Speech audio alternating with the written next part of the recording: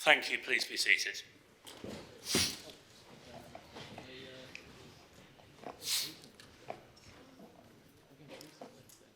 Welcome to this meeting of Oxford City Council on Monday, 24th of March 2025.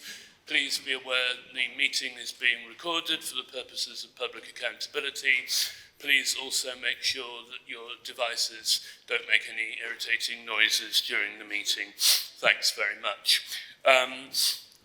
Just before we start, a word on the agenda. As today we are in the final days of Ramadan, after consultation with members who will be breaking fast this evening, we've decided that there will be a short 5-minute break at 6:25 in order that members who so wish can officially, as it were, break fast.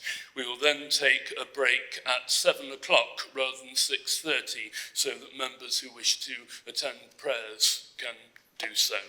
I hope that's agreeable to everybody. Good. The first item on the agenda is a sad one, and that is to hear tributes to former councillor Farida Anwar, who, as members will know, passed away a month or so ago. Farida was the first Bangladeshi member of council and the first woman of colour to sit on this council, and I think although normally we would only hear tributes for someone who was either a former Lord Mayor or who would die in office, or who had died in office, I think that Farida's achievements certainly are deserving of recognition. So, are there any members who wish to speak? I can see Lubna, Nigel, Sarge and Altaf. I take it, is that all the members who wish to speak? Thank you. Councillor Arshad. Thank you, Lord Mayor. It is with deep admiration and respect that we pay tribute to Farida Anwar, a remarkable leader and an inspiration to so many in Oxford. As the first Bangladeshi Muslim woman elected to Oxford City Council, throughout her time as a councillor, she was a passionate advocate for her community, always standing up for the rights of others and working tirelessly to improve the lives of those she served. Her dedication to public service, her kindness, and her unwavering commitment to justice made a lasting impact on Oxford and beyond. Her contributions will never be forgotten, and her influence will continue to shape our city for years to come. We honour her memory and express our deepest gratitude for all that she has done. Thank you. Thank you. Councillor Malik.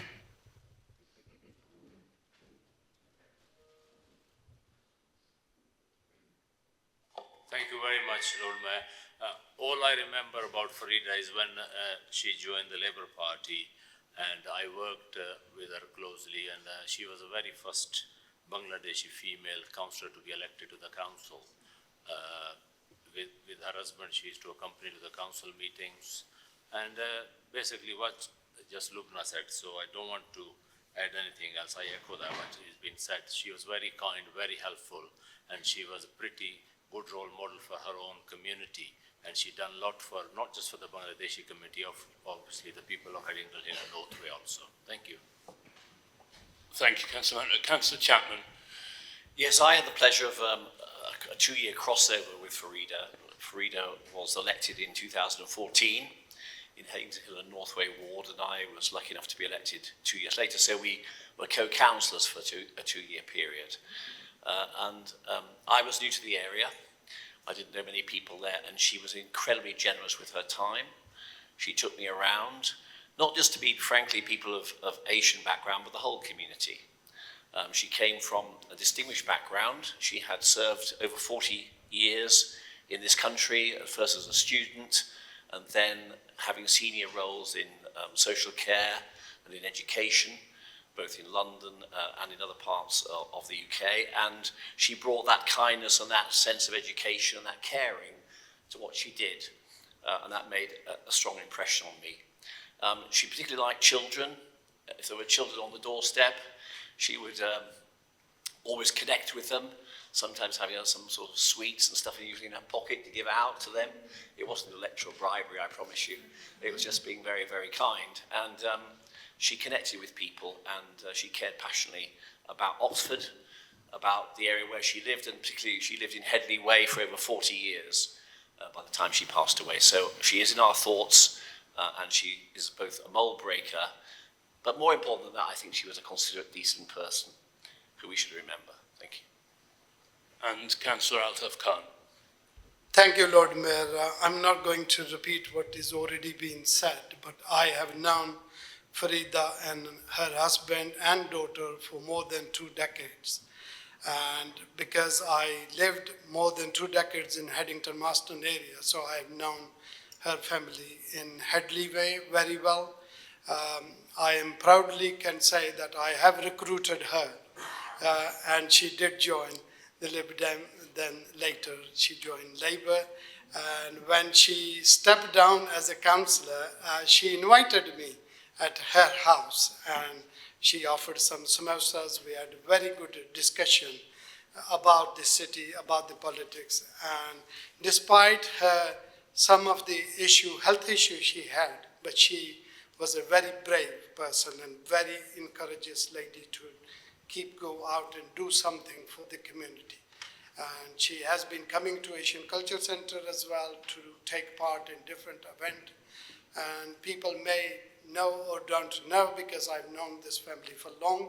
She is also a niece of a former Prime Minister of Bangladesh, and who has also visited Headley Way when she was in power, in government. So she had links with another Tulip Siddiqui, who's the MP for Labour MP in London. She's also a relative to Farida. So Farida had a very full spirit to do things for the community and for the city.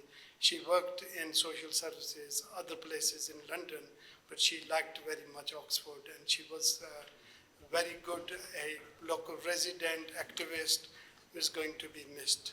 Thank you. Thank you, councillors.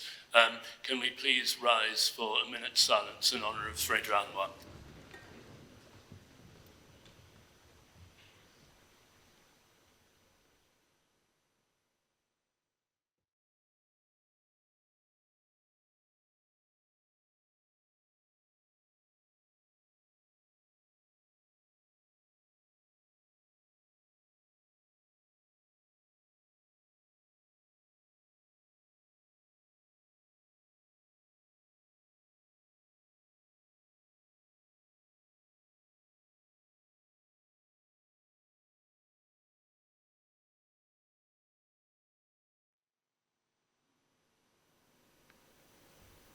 Thank you.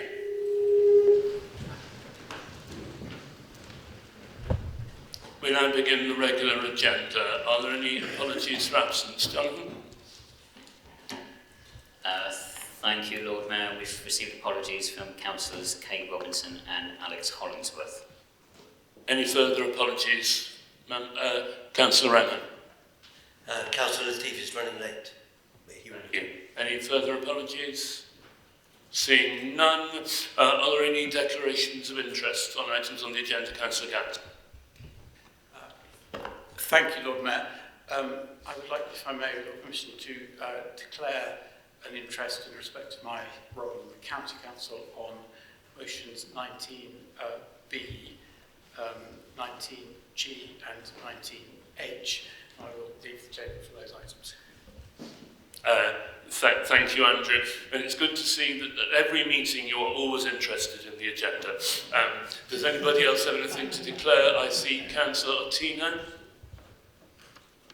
In relation to agenda item 16A, it mentions the Oxfordshire Pension Fund. Part of my income comes from the Oxfordshire Pension Fund.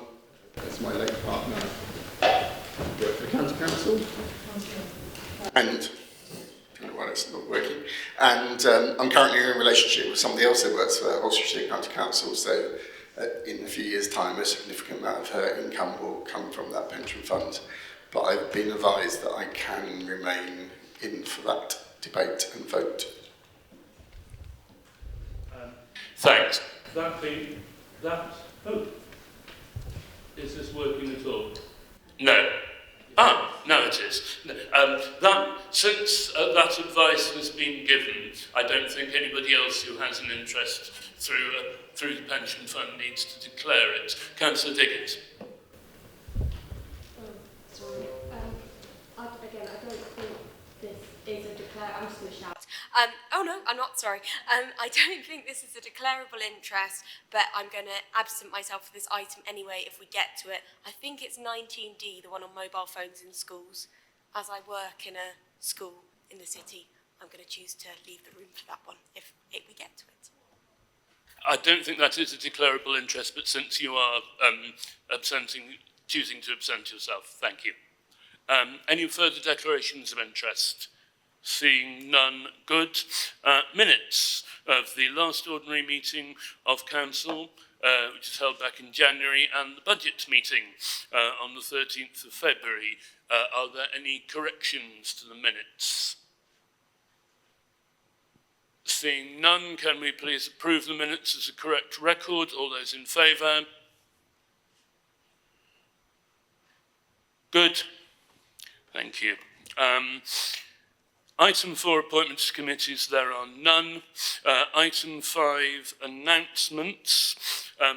I have 2 announcements. I was honoured to be invited recently to the Oxford, on the topic of Ramadan, to the Oxford Centre for Islamic Studies to take part in Iftar and to meet with the Deputy Prime Minister, the Faith Minister Wajid Khan, and the High Commissioners of Pakistan and Bangladesh, and to have a good discussion with them about how much Oxford owes to its diverse immigrant communities and how important that it is for the universities, the council and other institutions to reflect the diversity of our city.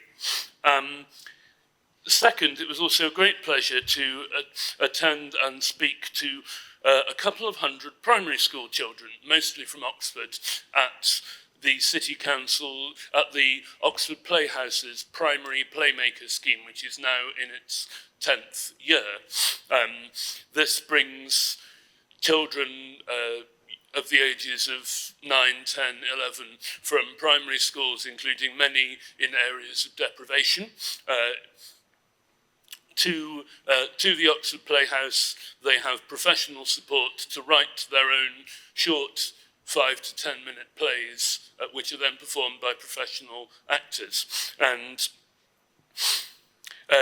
it is a great thing to see, especially Bayards Hill School in my own ward was involved. Special shout out to Daria from Bayards Hill and her brilliant playwriting skills.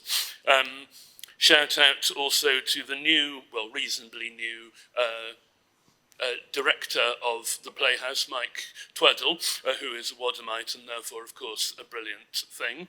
I'm looking at Councillor Diggins here.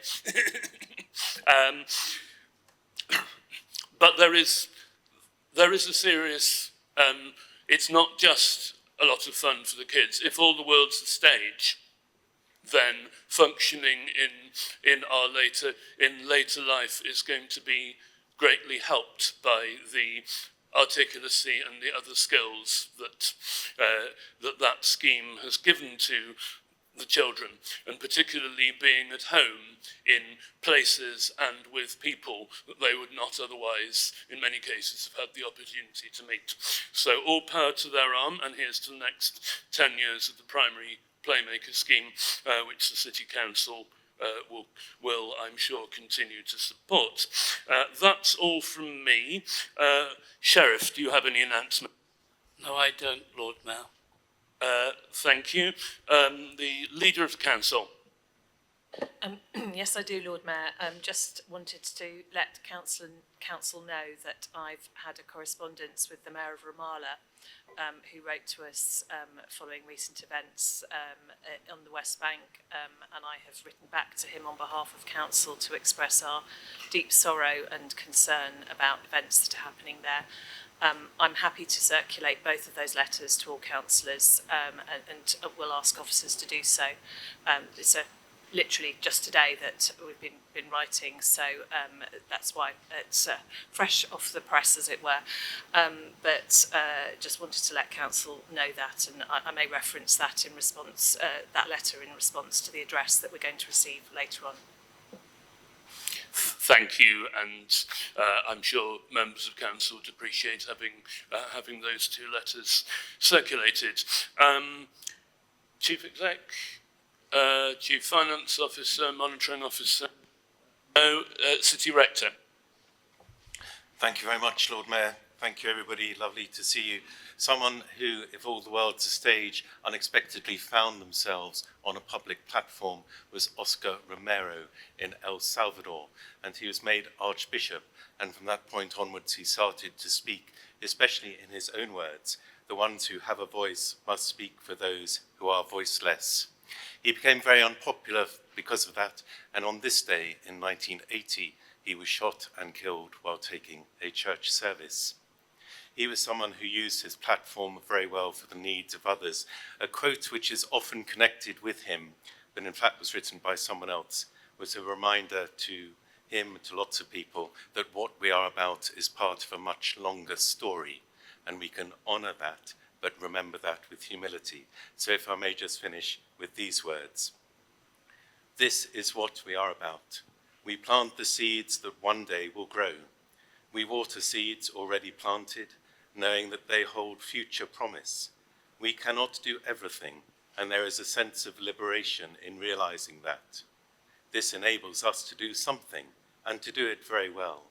It may be incomplete, but it is a beginning, a step along the way, an opportunity for grace to enter and do the rest. Thank you, Lord Mayor. Thank you. Good. We now move to officer reports. I realise that these have been depending on the version of the agenda you're looking at, they're in two different orders. So we will take item 7, amendment to political proportionality, item 8, recruitment and retention of talent, item 9, pay policy statement, and then item 10, independent persons appointments. Item 7, I believe this is Susan's propose. Thank you, Lord Mayor. It's a pretty straightforward report, but it does require council, no one in council to vote against it if we're going to carry it through. This is basically a fairly sensible suggestion, I think, replacing one councillor who doesn't want to sit on a committee with another councillor who is at least perfectly willing to sit on a committee. I'm not sure keen is necessarily the word. But anyway, I commend it to council and hope that we can pass it. If you don't feel you want to support it, if you can sit in your hands, then at least it can happen. Do I have a seconder? Councillor Jarvis? Formally seconded. Thank you. So anybody who wishes to speak on this item? Seeing none, all those in favour, please show.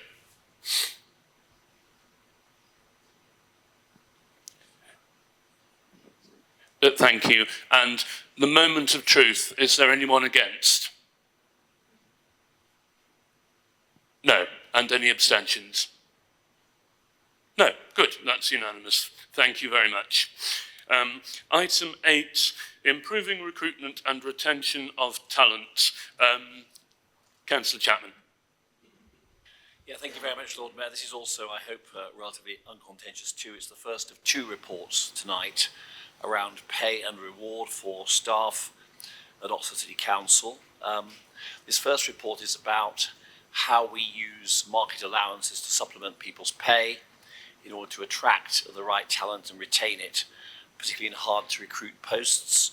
There are some areas that are easy to recruit to others, and there are some pretty hard, and the areas around regulation, planning, environmental health, those sort of areas are particularly tricky. I think in local government right across the country, not just here in Oxford, but obviously our very high house prices and cost of living does not help. So the team and myself thought it was appropriate that we should lay this out in a transparent and public way. Market allowances have been in place for a number of years, but I think it's important that people see our approach in black and white. The document is pretty straightforward, as I say, and we will be reviewing it every 2 years, how market allowances are applied, depending upon the situation, depending on how pay is going in the public sector. So I'm happy to answer any questions, but as I say, it's rational and thoughtful, and it's now more transparent, which is to be commended to you. Thank you. Thank you. Does any member wish to speak on this item? Councillor Ross-Smith. Thank you, Lord Mayor. Thank you for the report. I would ask, actually, the Cabinet member, does he feel that this policy of helping to try and recruit the best for the City Council and to keep them will actually bring down the amount of money that we're spending on temporary recruitment agencies to fill the vacancies that we have here?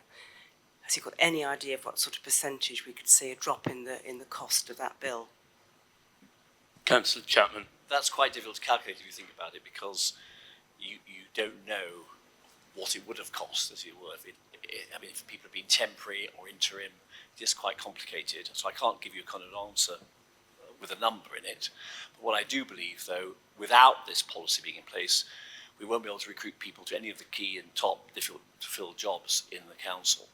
I mean, it's tough enough as it is, and without this being in place, we would be lacking in those key people. So that's the real thrust of it. Thank you. Are there any further points on this item? Seeing none, Councillor Brown, do you wish to second the report? I do, Lord Mayor. Thank you. Good. Report is proposed and seconded. Being no other speakers, shall we move to a vote? All those in favour?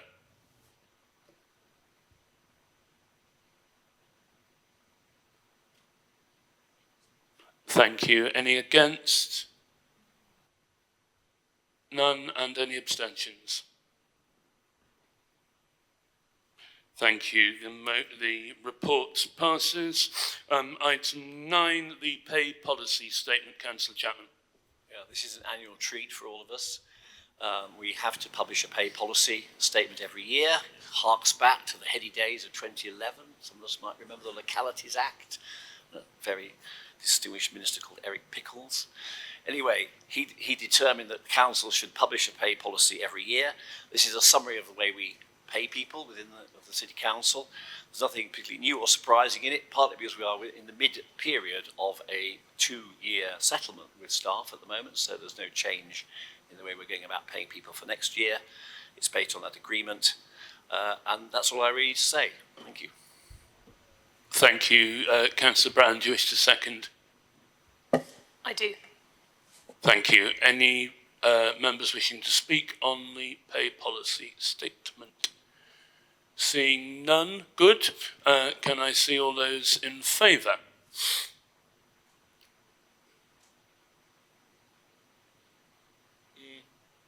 Clearly the overwhelming majority. Any against? None, and any abstentions? Thank you. The paper is carried. Item 10 is extension of term of appointments of independent persons. Councillor Diggins. I'm happy to just formally propose this. I will happily take questions or refer you to Emma to answer any questions on this one, if anyone's got any. Do I have a second? Councillor Mundy? Thank you. Does any member wish to speak on this item? Seeing none. Good. Can I see all those in favour?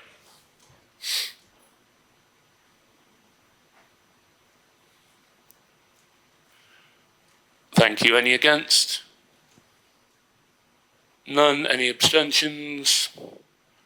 None. That's unanimous. Thank you very much. We now turn to questions on Cabinet minutes, and there are 3 sets of minutes. which I shall take in order. Please bear in mind there's a time limit of 15 minutes for the whole item.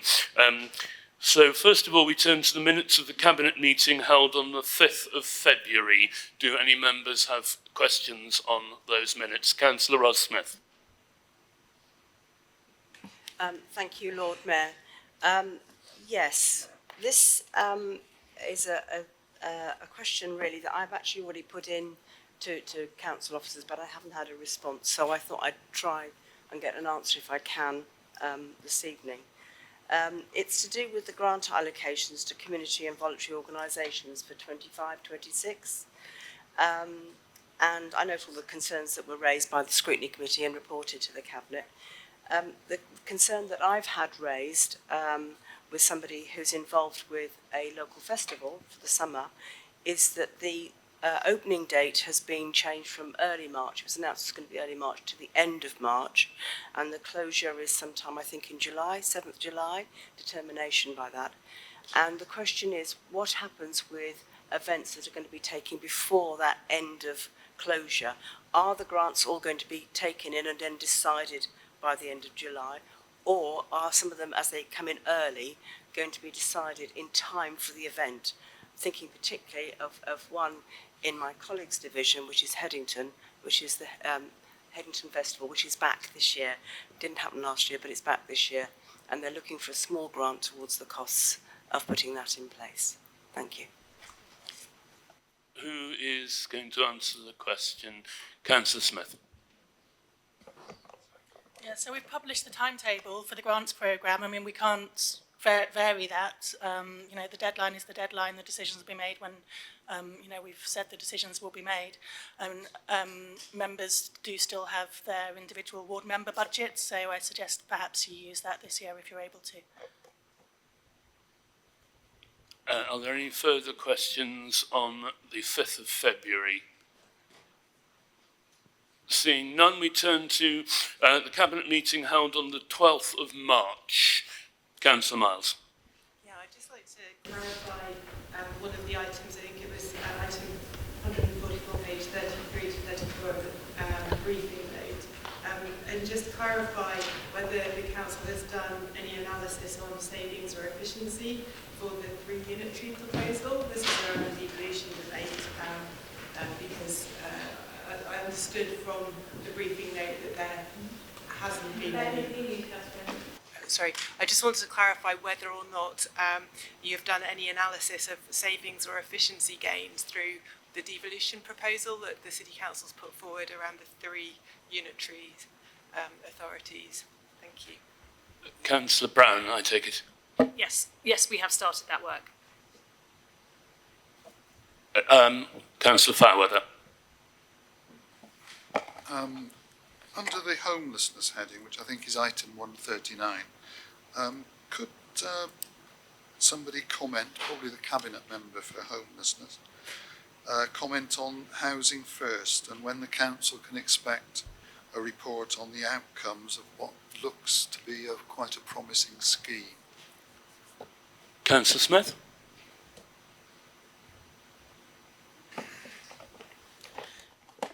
Yeah, it's a very promising scheme. It's going well, and it's an area of work we're looking to expand. We're increasing the number of tenancies that we've got using the Housing First model this year. And I would expect that to be covered in an annual report to the Housing and Homelessness panel in terms of an update on where we are with our housing and homelessness strategy. So I'd look for it in there. Thank you. Anything further on the 12th of March? Seeing nothing, we move on to the 19th of March. Are there any questions on the minutes of that meeting? It's just last Wednesday. Seeing none. Good. We move on to questions on notice from members of council. We have 42 questions. We begin with questions to the leaders of the council. SB1, Councillor Smoten, do you have a supplementary? Yes, Lord Mayor, thank you.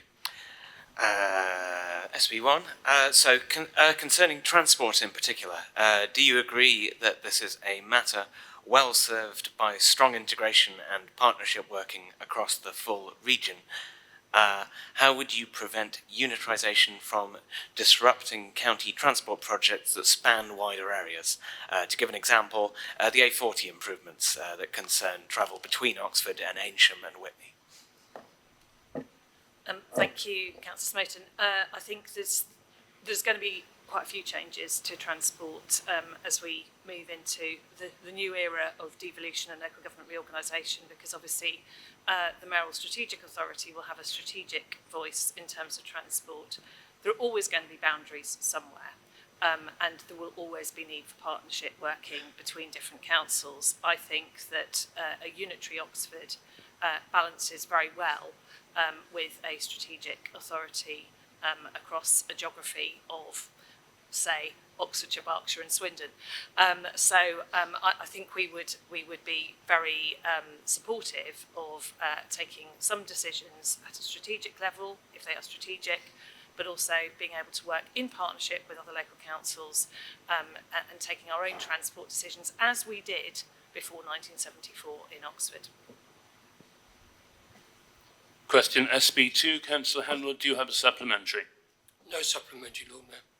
Thank you. Question SB3, Councillor Powell, do you have a supplementary? Yes, please, Lord Mayor. Thank you, Councillor Brown, for your response. I share your pride at Oxford City Council is a city of sanctuary. It was a wonderful celebration we had recently. I was very happy to be there. I do want to talk about some specifics of the city of sanctuary criteria, though. Specifically in the criteria, there is included among them a commitment to work with partners to identify national policy issues in order to make collective representations to government to encourage and enable change. Given this criterion, does she agree with me that it is unfortunate at best that the government have introduced a policy through the changes to the citizenship criteria that does effectively bar people who have lived here for a decade from gaining citizenship on the basis of their mode of entry to the UK in a way which massively disproportionately affects refugees? And will she agree to work with other councils to raise this with national government? I completely appreciate it's not directly under our control, but it's one of the commitments we've made as a city of sanctuary. Councillor Brown.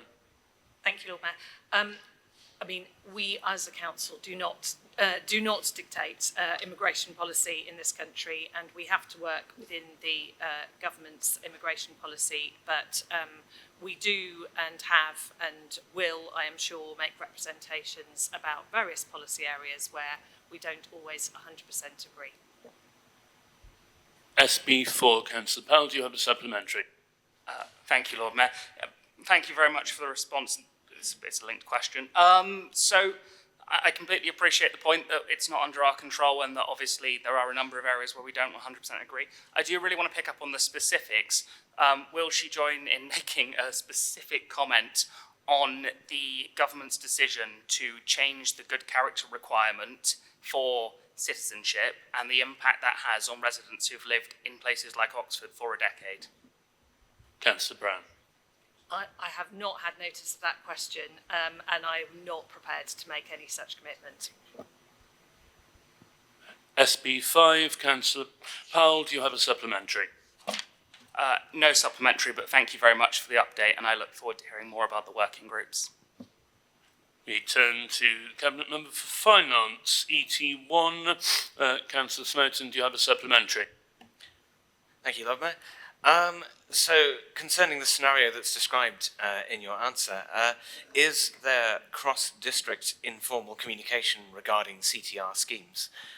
Do we have any idea whether the scenario that has been described is particular to Oxford, or could it be more widespread, since it sounds from the answer as if it has its genesis in ways of working with the DWP, first and foremost?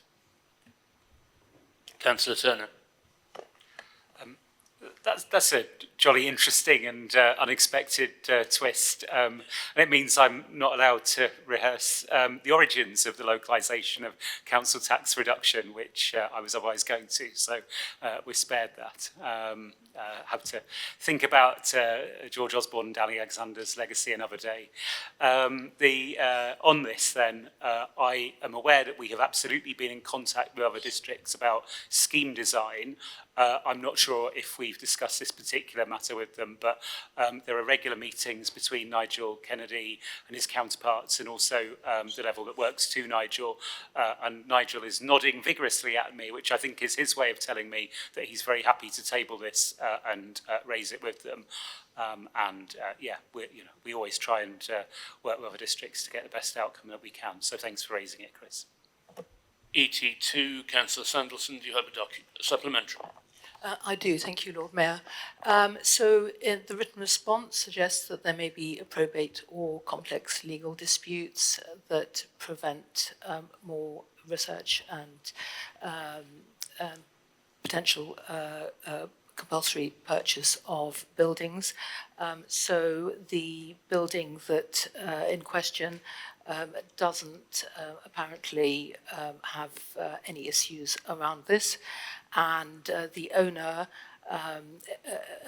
is looking at hopefully turning this building into apartments on both her buildings. If you are looking to find out where the owner is, they own and run the Cotswold Lodge Hotel in the Banbury Road. She works at a snail's pace. This building in question has been derelict and in a hazardous situation since 2014. So I would be very happy to help in any way with introducing you to this person. Thank you. Councillor Turner. Okay, thanks. But there was quite a lot there. So where I was coming from in the answer is that we used to have some empty homes capacity. I think that was then something which came out at budget time. I don't think there were any amendments to that, simply because we just found that the way properties were and legislation was, we weren't really able to make great inroads on bringing empty properties back. Legislation isn't friendly, and particularly, and here I've got some sympathy with the law actually, it's difficult to CPO things. It's difficult to CPO things, that the hurdles are quite high, and particularly if it's about somebody not doing things rather than about a regeneration scheme, for example, where you need to take over some land or what have you.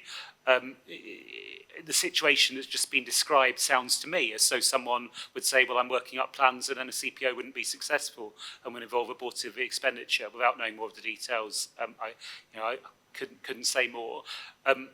I don't think it's the moment at a full council meeting to talk about an individual's way of managing their property or affairs. I have indicated that we'll try and look into it and try and respond helpfully within the parameters. So if the councillor drops us a line, we'll have a look. But I do just want to manage expectations.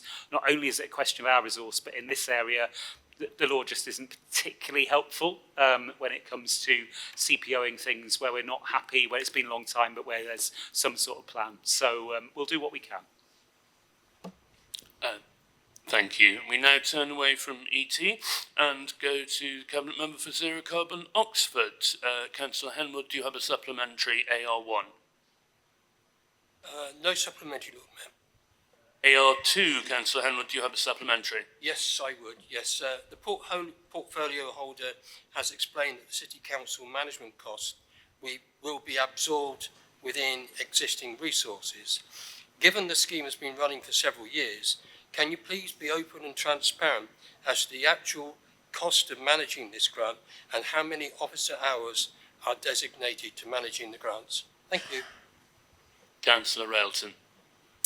Thank you very much for the question. I mean, I do not have an answer for that, and I'm not sure would realistically be able to get an answer about the number of hours of officer time that this takes. I don't expect it's very much, actually. I mean, we do have a full-time air quality officer. He writes very good reports that you like to pick apart. He's also very good at basically getting air quality grants into the city to do innovative things like this. I must admit, I find this question slightly odd, given that last month you wanted this same officer to produce an entirely pointless report that's already been done somewhere else. So I think this is a proportionate use of his time. He's literally got this grant funding into the council to do this work. Yes, that's all I've got. I mean, if we zoom out a bit, I mean, your sort of objection to this scheme is a bit odd, I must admit. You know, Velocity CC is a business that is Oxford founded, it is Oxford owned, and it is Oxford run. It pays the Oxford living wage. It employs 8 full-time and another 10 part-time workers. It's literally, the scheme is literally doing deliveries for small, independent, Oxford-owned businesses. And it's kind of like, well, what's the sort of, like, what's the alternative vision here, right? I mean, you know, these deliveries will otherwise be done in a van by, like, gig workers for a company that is definitely not owned in Oxford. You know, it allows loads of revenue to leave the city. You know, yeah, it's just, you know, this is a sort of long list of stuff which you're just sort of against kind of for the sake of it. I mean, you know, any scheme that improves air quality, you're against. You're now against a substation to make like 90 affordable homes net zero. You're against the Cowley branch line and have literally made up a bunch of nonsense about ticket prices. You're trying to stop a bunch of street lighting in a park in Littlemore. You're against a learner bike park for kids. You're against gritting pavements and cyclopaths for people. Like, you know, what is the kind of positive vision for this city here? Like, what are you actually in favour of? So I think, you know, yeah. So you were, yeah, okay. So you're in favour of more vans, more gig economy jobs, less people employed in Oxford on an Oxford living wage, and less support for an Oxford-owned independent businesses. So yeah, truly fantastic stuff, and that's all I've got. AR3, Councillor Henwood, do you have a supplementary? Point of order, Lord Mayor. That wasn't an answer to the question. If we're going to have party political broadcasts, I think that we need to step in. That's a point of order for that, please. Thank you for your contribution. Councillor, question AR3, Councillor Henwood, do you have a supplementary? Yes, I do, Lord Mayor. Yet again, this is concerned with providing an unfair advantage to a private company and implies that Councillor Railton will not offer a 50% subsidy to struggling private businesses in Oxford because she feels additional light good vehicles are the wrong mechanism to deliver goods. Am I right or wrong? Okay, so Councillor Railton. So this scheme is literally supporting businesses in Oxford. That's literally the point. Like, it's literally the point. I mean, I'm sorry. Do you want to repeat the question? I mean, you know, it's a 50% subsidy to Oxford businesses to do deliveries for them. It's literally supporting local Oxford businesses to do business in Oxford. Like, I just genuinely do not understand your opposition to this at all. Thank you. We're not going to let this turn into a dialogue. We're moving on to the Cabinet Member for Citizen-Focused Services. Question NC1, Councillor Miles, do you have a supplementary? So I wondered whether Councillor Chaplin has any data on how many times ODS has reported problem spots for littering outside the cafes with pavement licences, which is a breach of the pavement licence condition. And if there isn't this regular reporting, or is no evidence of reporting, should we look at an alternative approach so that ODS can feed back to the business regulation team identified hotspots where this is a problem, because it's passing on costs to the City Council, having to clear up cigarette stubs and other litter if the cafe owners are not managing this appropriately. Councillor Chapman. Thank you very much, Councillor Miles. Well, as I've explained the process clearly in my answer, I do not have at my fingertips the number of times which an ODS operative cleaning the streets of the city centre has seen cigarette butts around various cafes and tables and chairs set out for people's enjoyment, but I will endeavour to find her a fuller answer. NC2, Councillor Muddyman, do you have a supplementary? No, thank you. NC3, Councillor Stairs, do you have a supplementary? Yes, I do, please. Thank you for your response, stating the necessity for a substation on the Railway Lane Littlemore development was noted in 2023. Can you explain, whilst not included in the original planning of 2021, this appears in the variation condition 2 regarding the inclusion of a substation, it wasn't submitted until February 2025 or made public, and why there appears to be no public consultation despite this being a national grid guideline. Councillor Chapman. Well, that's a very, very erudite and technical question, which I do not have the answer to at my fingertips. So I suggest I go off and find out more about it. Thank you. Thank you. We now move to the Cabinet Member for Business, Culture and Inclusive Economy, who is not here. Is anybody willing to take any supplementary questions? I'm happy to try if anyone has any supplementaries. Thank you. Question AH1 in that case, Councillor Powell, do you have a supplementary? No, thank you, Lord Mayor. And AH2, Councillor Powell, supplementary? No, thank you, but I will pick up with the Cabinet Member over email. Thank you very much. We move therefore to Cabinet Member for a Healthy Oxford. CM1, Councillor Malik, do you have a supplementary? Yes, I do, Lord Mayor. Well, I don't really prefer to bring same question again and again to the council, and I think that you and the council will appreciate. I think it's been a very kind of slow process to pursuing the school because COVID is long over, and the history of this thing is we closed the Temple Carvey swimming pool, we given $500,000 to the school, and I objected at the time, and due respect to you, you was a portfolio holder at that time who allocated the money. And the issue here is community is losing out because nobody is there to use it. My residents call me when we're going to have the access to this facility, and they cannot. I think they got to be either is less interest from the officer side or the administration side. What I would like to do is we look into our legal action, legal agreement, and if they're not allowing the public access, we should take some legal action. That is mine. Would you able to take the legal action against the school about taxpayers' £500,000 we're giving them? Councillor Munkonge. Thank you, Saj. I do apologize for taking so long to resolve this issue. Yes, we have communicated to the head teacher. We are waiting for the response. Depending on the response we get, we'll explore our legal option. Thank you. Question CM2, Councillor Rawle, do you have a supplementary? Yes, please, thank you. Thank you for the response. It is great progress and great to see. My question is, will the Cabinet Member agree to looking into getting free period products also in public toilets as per the motion passed in 2022? And could it also just be clarified and confirmed that sanitary bins are provided in all toilets, including men's, disabled toilets and other non-gendered specific toilets? Thanks. Councillor Munkonge. Thank you. I'll start with the last one first. I believe the bins are provided in all the toilets and the community centres. Our work on this, as you know, there's been a change of portfolio orders since 2022.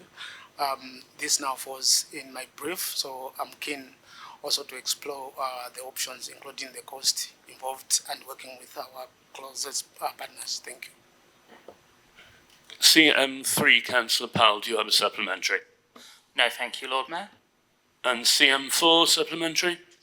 Yes, please. Thank you, Councillor Munkonge, for the response. I and many residents appreciate the prompt action taken. I note in the written response, you highlight that the County Highways team had changed their response and that earlier engagement would be one of the lessons learned. I guess I'm just wondering, what sort of form is that earlier engagement likely to take? Because obviously when this proposal was going through, we saw more than 200 residents put forward concerns. This obviously is something that's caused local communities a lot of stress, taken up a lot of time. So I'd just be grateful if you could elaborate a bit on how you will ensure that we don't end up in this sort of situation again. Councillor Munkonge. Thank you so much. I appreciate this question. First, I must emphasize that this council takes health and safety so seriously. The issues of safety did arise some time back, so we did seek clarification and authority from the county council, both informal and formal.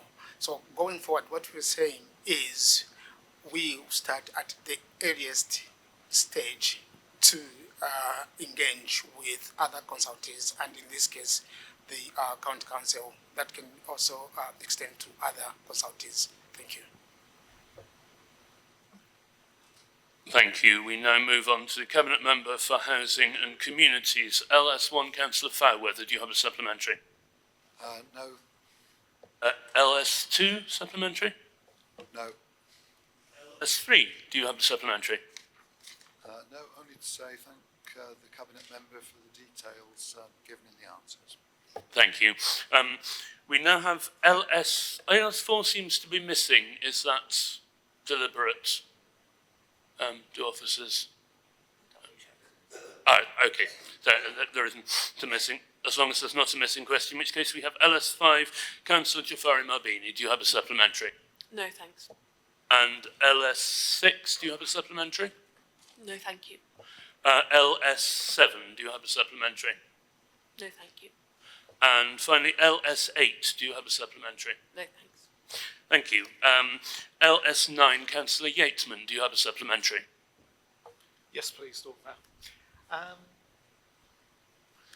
Could I ask that the council consider an advice centre to support the residents of Littlemore and Cowley at Temple Square, or at the RT at the venue?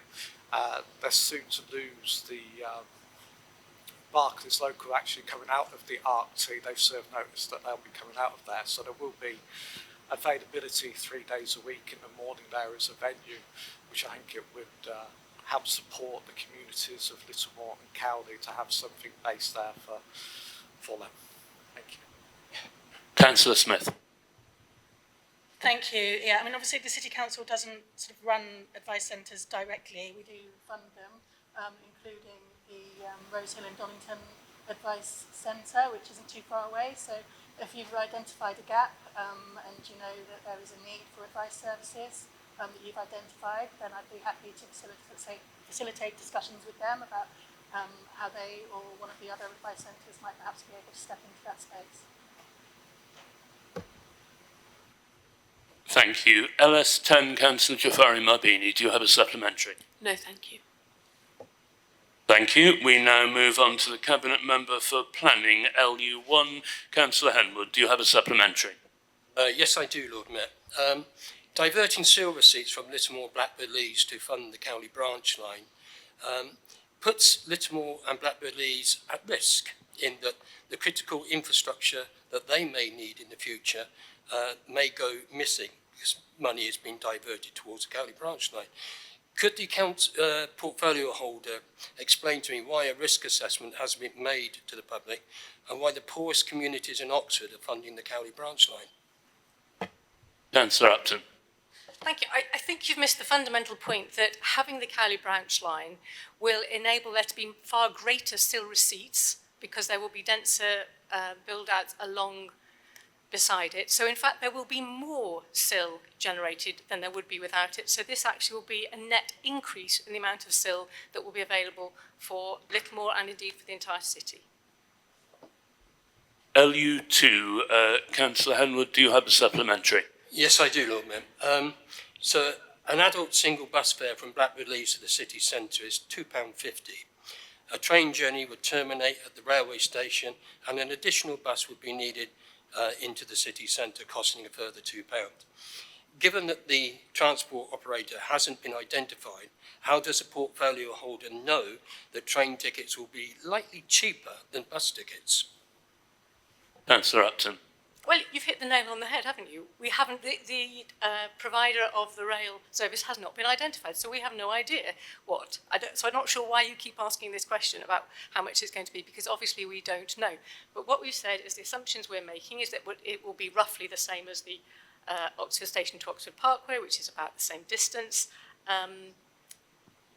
So we can only work on the assumption that it'll be something like that. Indeed, you will still be. Of course, we have no firm idea. We can just give you our best estimate. LU3, Councillor Henwood, do you have a supplementary? No, Lord Mayor. Thank you very much. Thank you. LU4, Councillor Smoten, do you have a supplementary? No supplementary, thank you. LU5, Councillor Miles, do you have a supplementary? No. LU6, Councillor Jafari Mabini, do you have a supplementary? No, thank you. LU7, do you have a supplementary?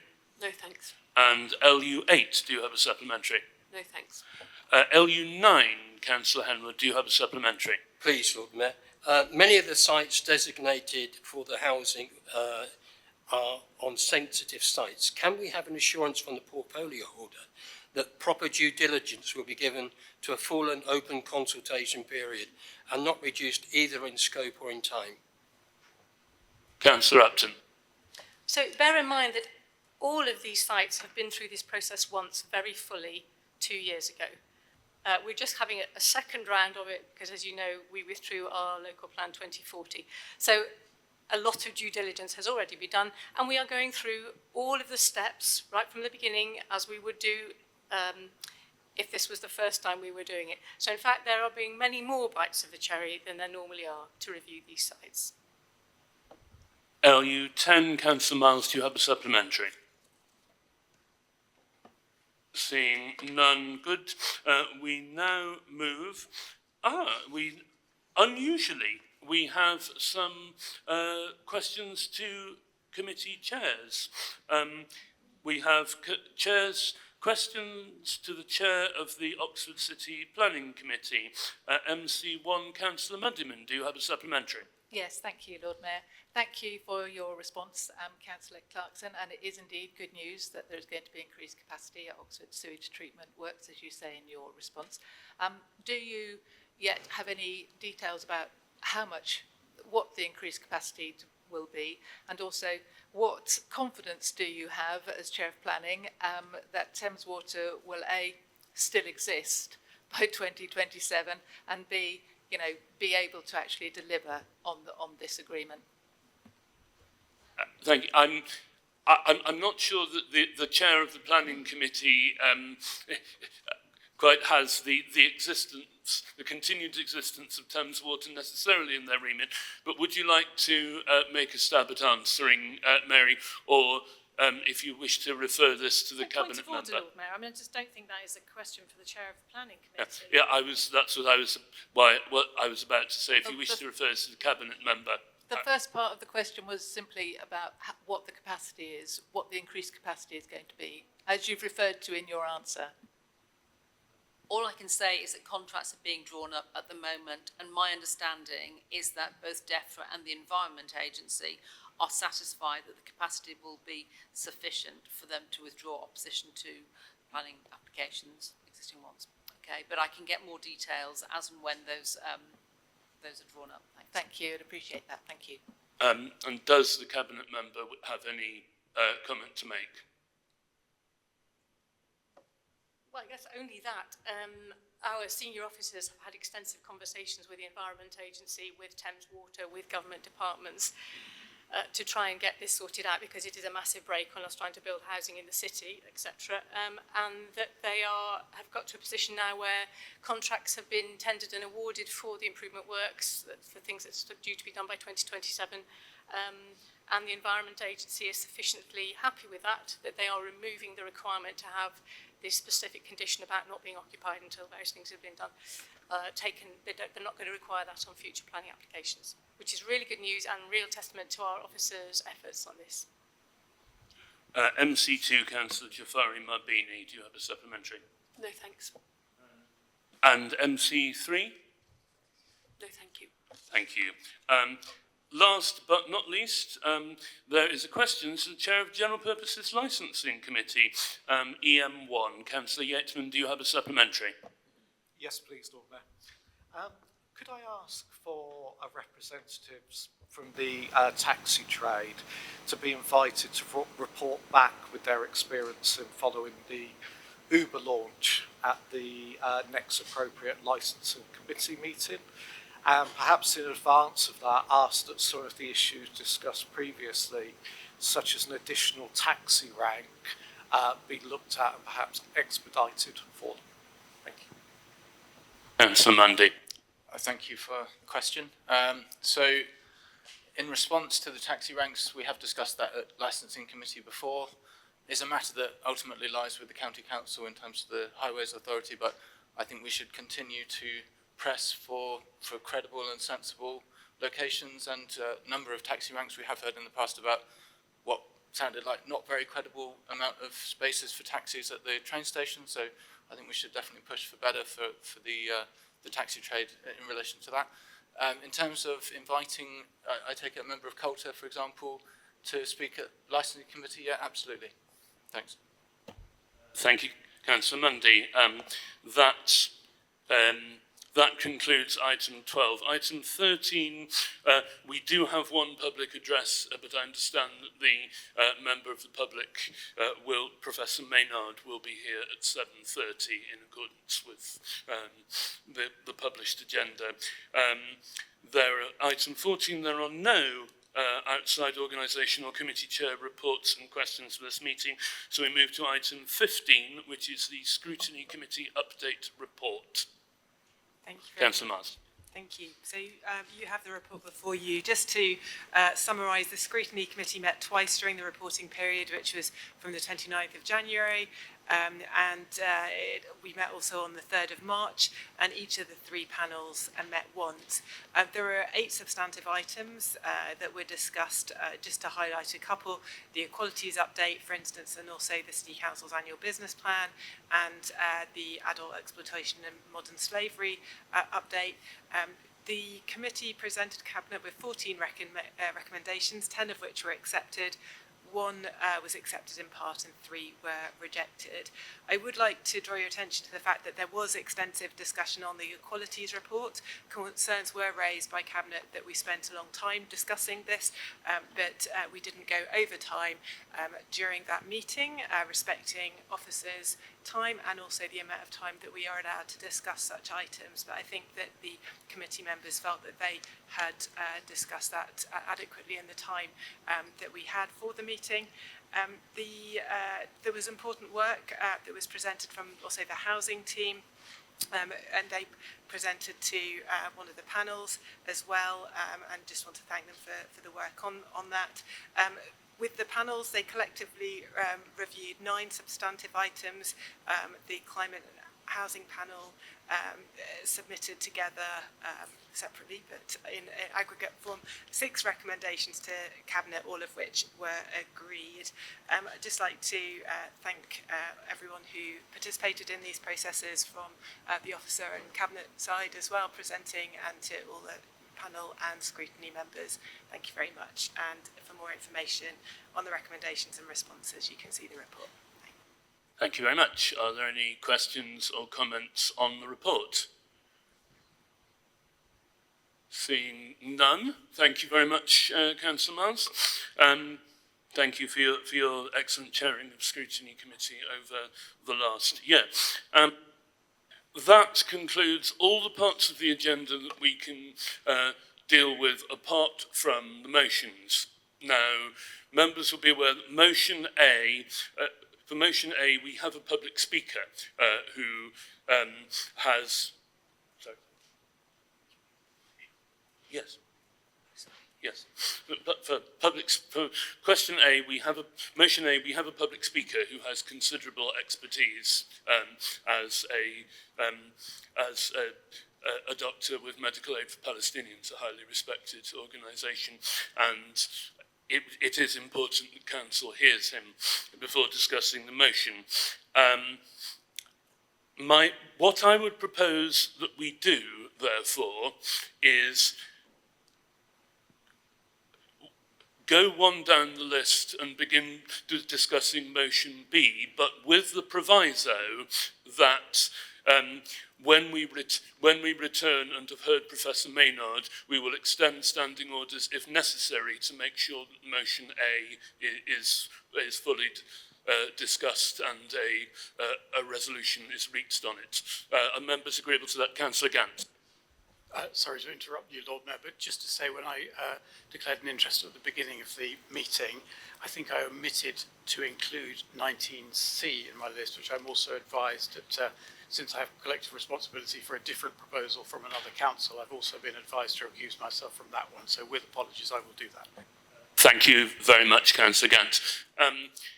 Other than that, do councillors have any objection to the procedure that I've proposed?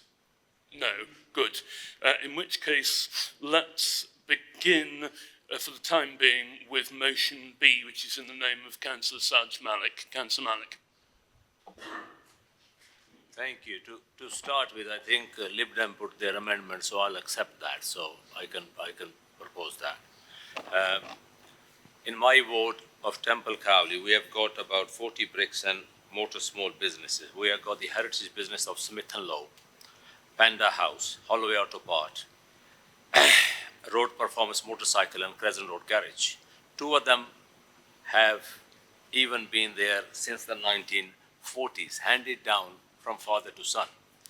I know most of the business owners, and they all tell me they are worried about what's going to happen to the trade when the traffic filter goes in. I have bothered to ask them, what do they think? How many of you can say you've done the same? This obviously provides the other county councillors, etc., and the other councillors. The business in my ward are already facing pressure because trade was affected by the LTNs. Then they have got the cost of living crisis on top of that. They already don't trust the council because the way they were treated when the LTN was forced in, adding the extra worry of what goes on to happen when the traffic filter goes in and just cruel. Speaking to them, you can see the worry in their eyes. Well, I will flag that. Councillor Gant says that the traffic filter are going to be good for the Oxford businesses. He must be having a laugh. If we are to all truthful, we know that the Oxford has got itself a bad name in the recent years. I know it, you know it. Yes, there are more cafes and tourist shops in the city centre, but Oxford should be so much more than that we have, shouldn't be allowing the decline on our watch. Customer come to the shop like Smith & Lowe and Holloway Auto Part from miles and miles around, who's going to bother to use up on the traffic filter permit is to go and buy a car battery in Holloway. That's the question. Because if any of you have been to Smith & Lowe, you can find anything you wish to have, and they'll got it. They are really fed up with being told by the councillors with no business experience that they need to calm down and that the council traffic restrictions are going to be good for business. The business owners knows best. This is just gaslighting them. What I want to know is, does the city council have any kind of plan to protect these businesses when the traffic filter goes in? What needs to happen is the city council need to work on the proper plan for an economic impact assessment of the traffic filters on Oxford small businesses. This need to be more than a dry data of credit card spend or measuring footfall. We need to be holding meetings with them and speaking to them face to face. They need to be one who decide how impact is measured. It has to be a bottoms up, not top down thing. We owe it to them. It's our job to have their backs. I'm proud of them, and so you should be. I recommend the measure. Thank you very much. Thank you. Second, Councillor Azad, do you wish to speak now? Reserve your right.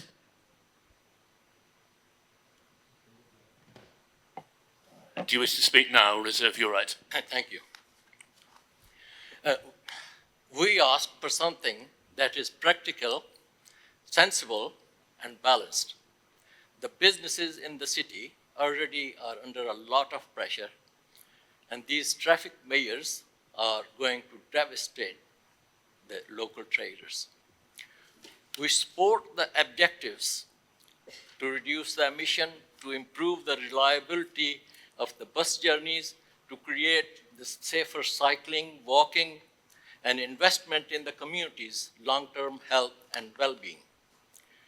Due to the limited exemptions, lack of economic and the cultural assessment, impact assessment, the city council disputable consultation process, the well-being of the city would be heavily affected. This council talks about diversity about equality and inclusion, but that means nothing if we don't apply it to our small businesses, most of whom are from ethnic minorities families. We need to acknowledge their contribution to Oxford because these small businesses are beating heart of our communities. The council have to make a comprehensive traffic filter impact assessment and not sweep the issue under the carpet. Thank you. Thank you, Councillor. I understand that the amendment has been incorporated into the main motion, so we now go into debate on the motion. I saw Councillor Smoten. Thank you, Lord Mayor. On that topic, yes, first and foremost, thank you very much for accepting the amendment. However, there is only so far that an amendment can go. It fixes the factual errors in the original motion, but it cannot fix the basic thrust of the motion. That would be a wrecking amendment. As such, I will be opposing the motion regardless, but it is at least a positive that we have an improved text on the table before us.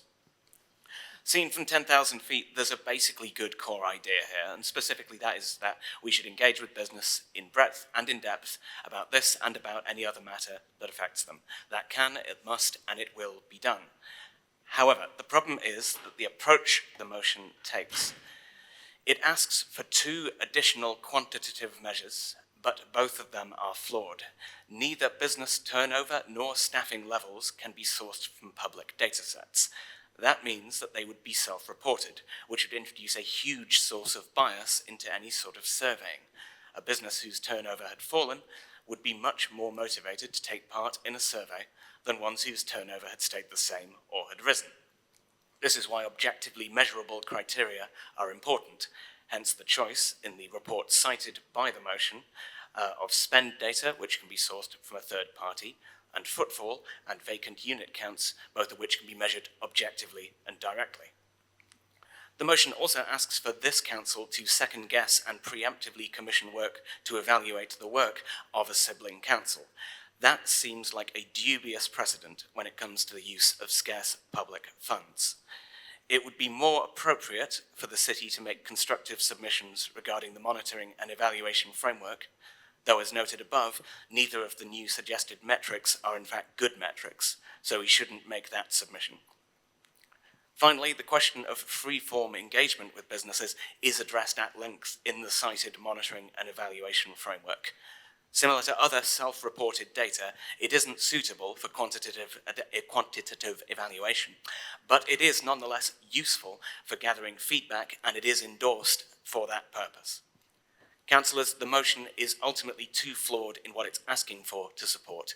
Therefore, please oppose the motion. Councillor Linda Smith. Thank you. Yes, I'll be voting against this motion, maybe for less scientific sounding reasons than Councillor Smoten.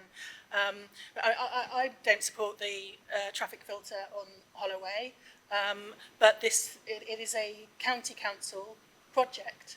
And it's them that need to assess the impact of their schemes. And that, of course that includes talking to businesses and looking at the economic impact, but it's work they need to do.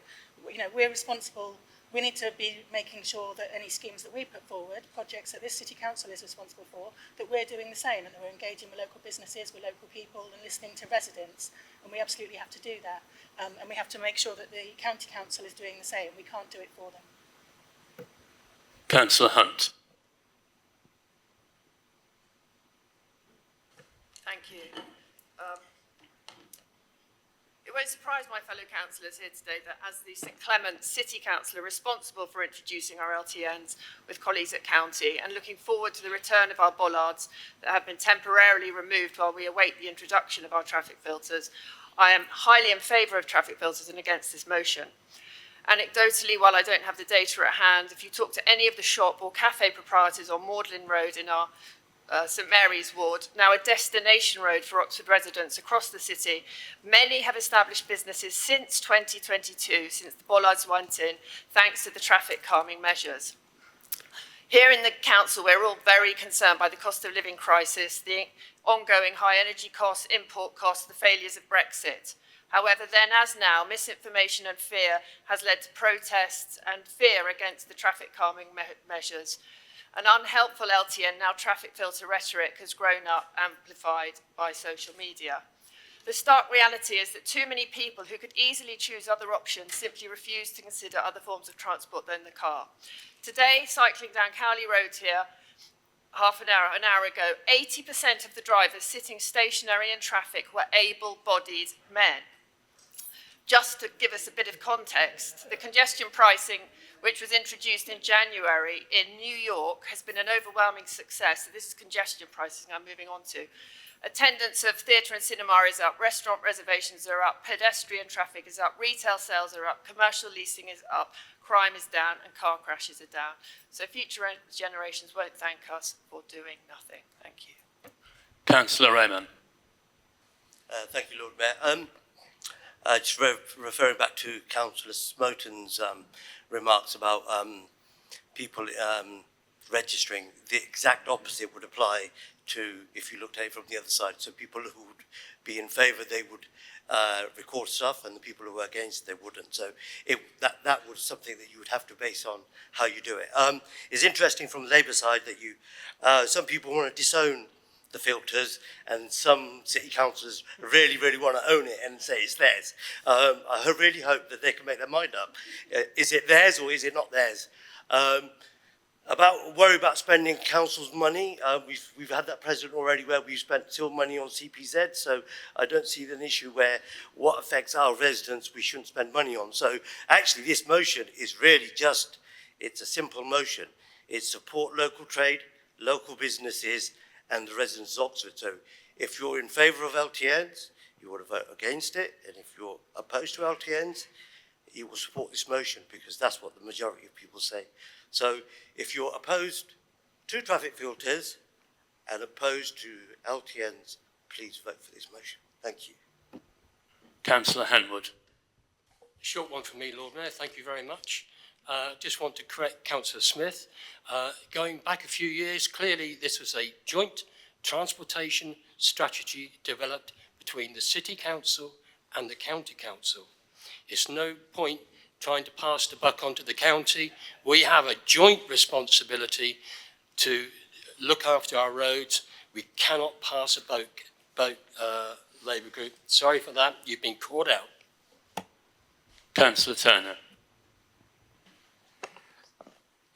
Yeah, thanks very much, Lord Mayor. I wanted to make a few points. I mean, I've got a good degree of sympathy from where the proposers of this motion are coming, and I have my misgivings about how a lot of the consultation has been carried out by our partners in the County Council, and I also would reflect that I'm a long-standing supporter of a unitary Oxford, and I think one of the reasons why you don't want to have very large authorities is you do get people taking decisions that are sometimes based a long way away and may not have a feel for the issues. So I think, you know, there I've got some sympathy.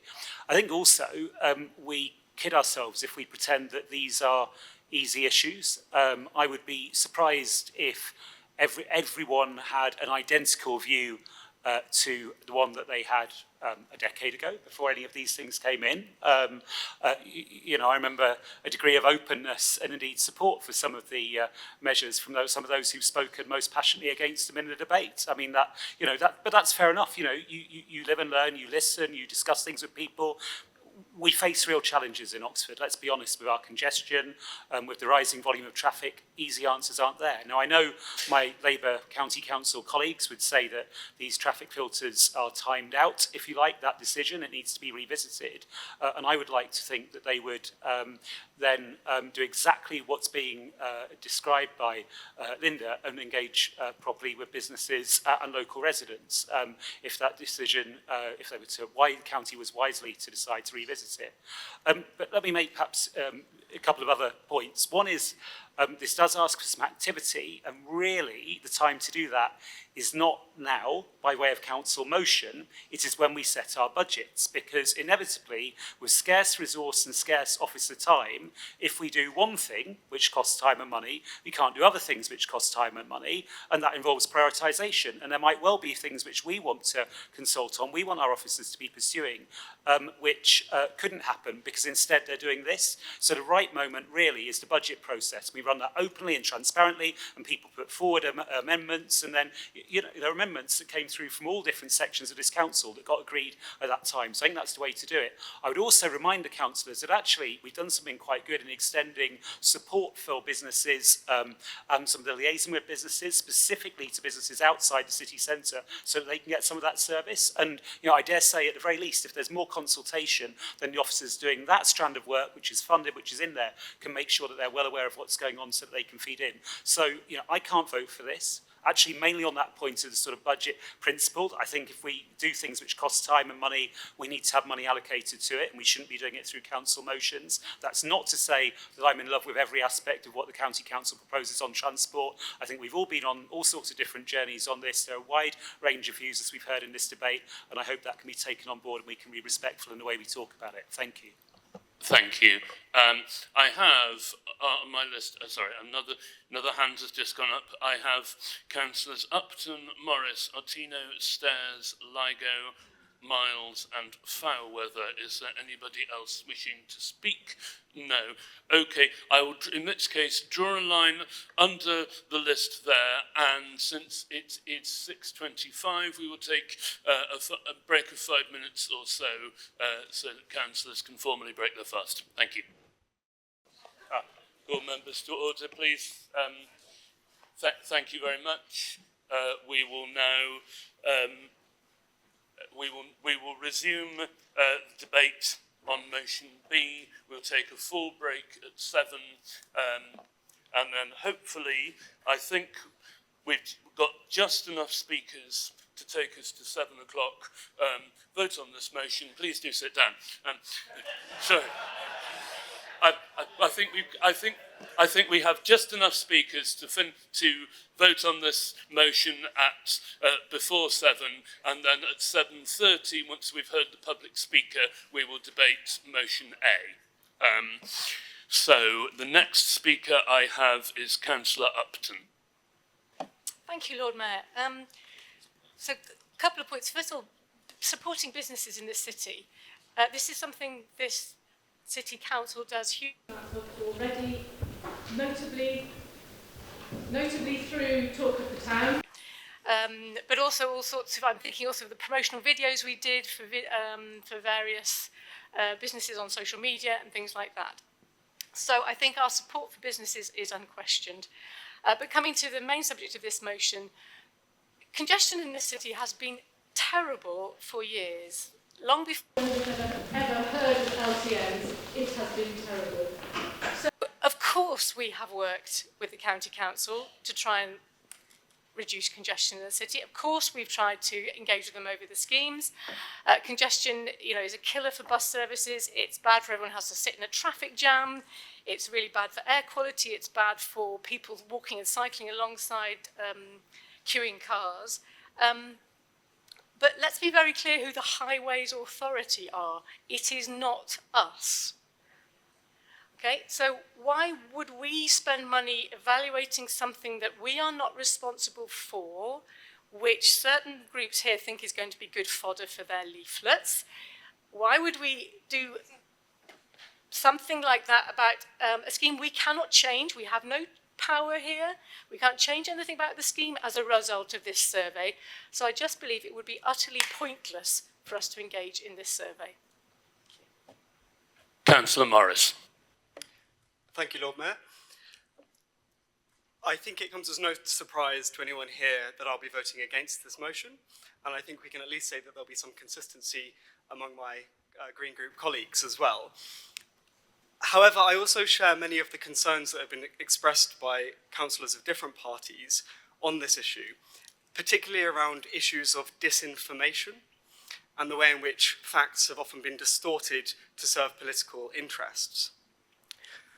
Nonetheless, I also want to share my view that I think everyone is an expert on their own lives, and we shouldn't be ignoring or minimizing the views of small business owners.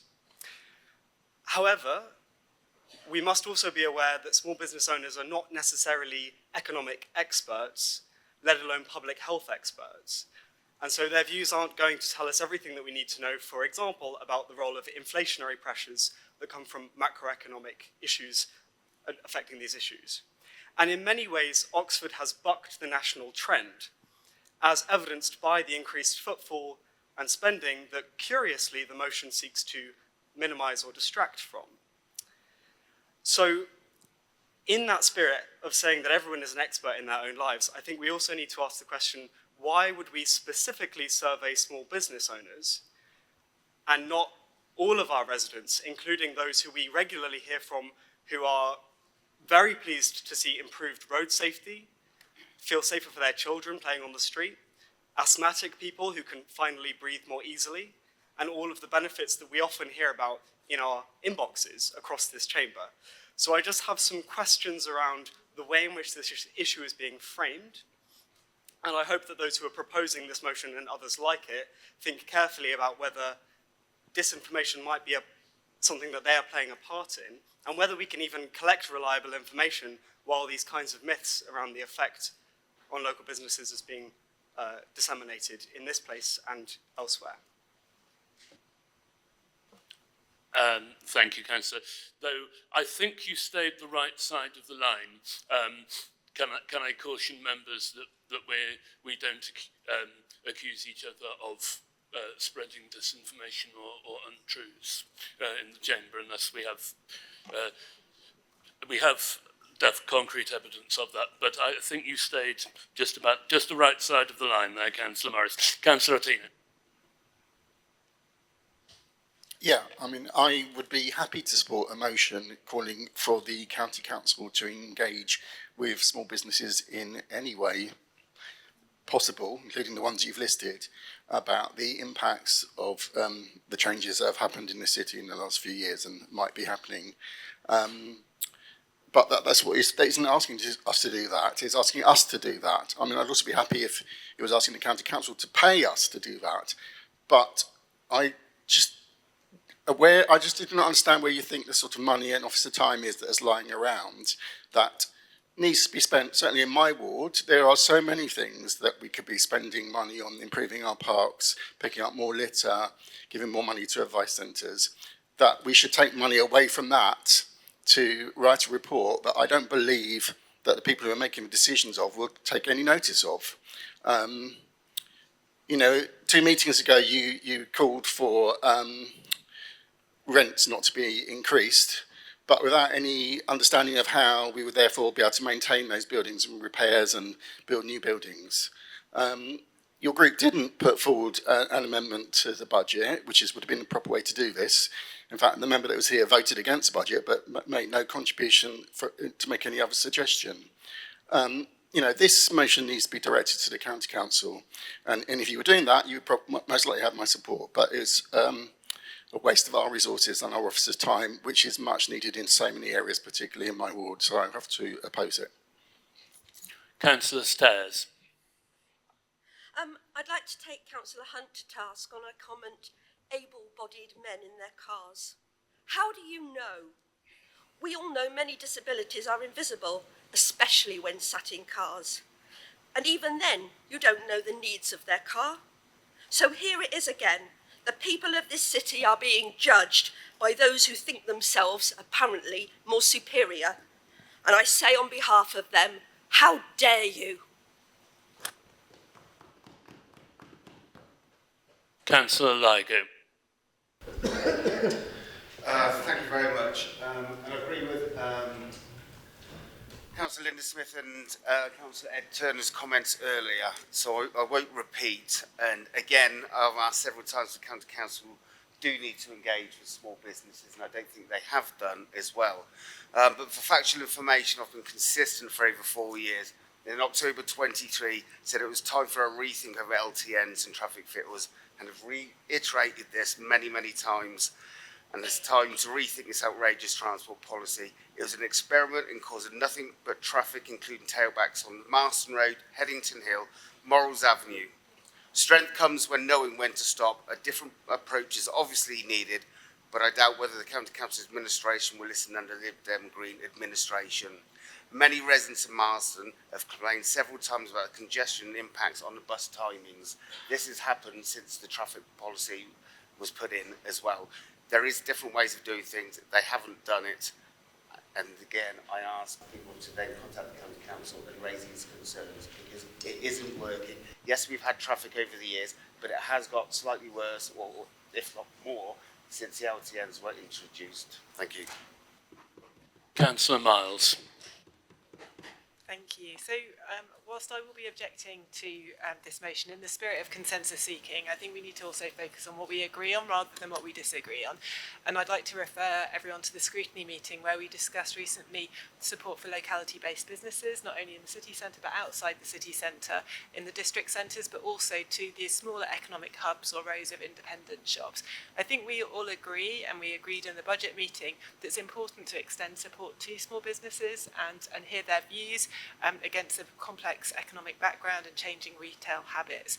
But we also must be careful to acknowledge that small business owners will have diverse views and perspectives. Not everyone's going to have the same view. There isn't one unanimous opinion or view. Local businesses are crucial to our economy in Oxford, and getting as many customers to access these businesses as possible will be a good thing. But many people already walk and cycle to the shops, whether that's in Summertown or the Cowley Road or Littlemore.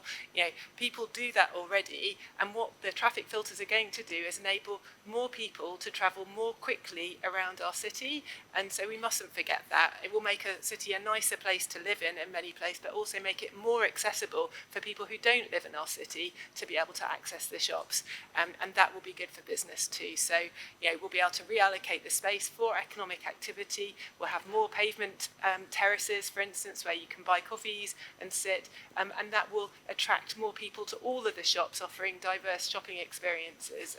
So let's not forget what the vision is, and also let's focus also on what we agree on rather than what we disagree on. We want Oxford to be good for business, and this is going to be part of a way of helping us get there. But I will be objecting to the motion, as I mentioned. Thank you. Councillor Fairweather. Thank you, Lord Mayor. I think this motion seems to be trying to undermine the agreed policy established by the agreement between all the political parties at county and city under the Connecting Oxford banner, which I have to say some members of the administration seem to have conveniently forgotten. Oxford Bus Company head Luke Marion says the traffic filters are needed as soon as possible to overcome the very bad congestion experienced by his buses. I believe that his electric buses are dependent on the traffic filters being installed so that the efficiency improvement of 10% is delivered in order to meet the commitments with the funding body in central government.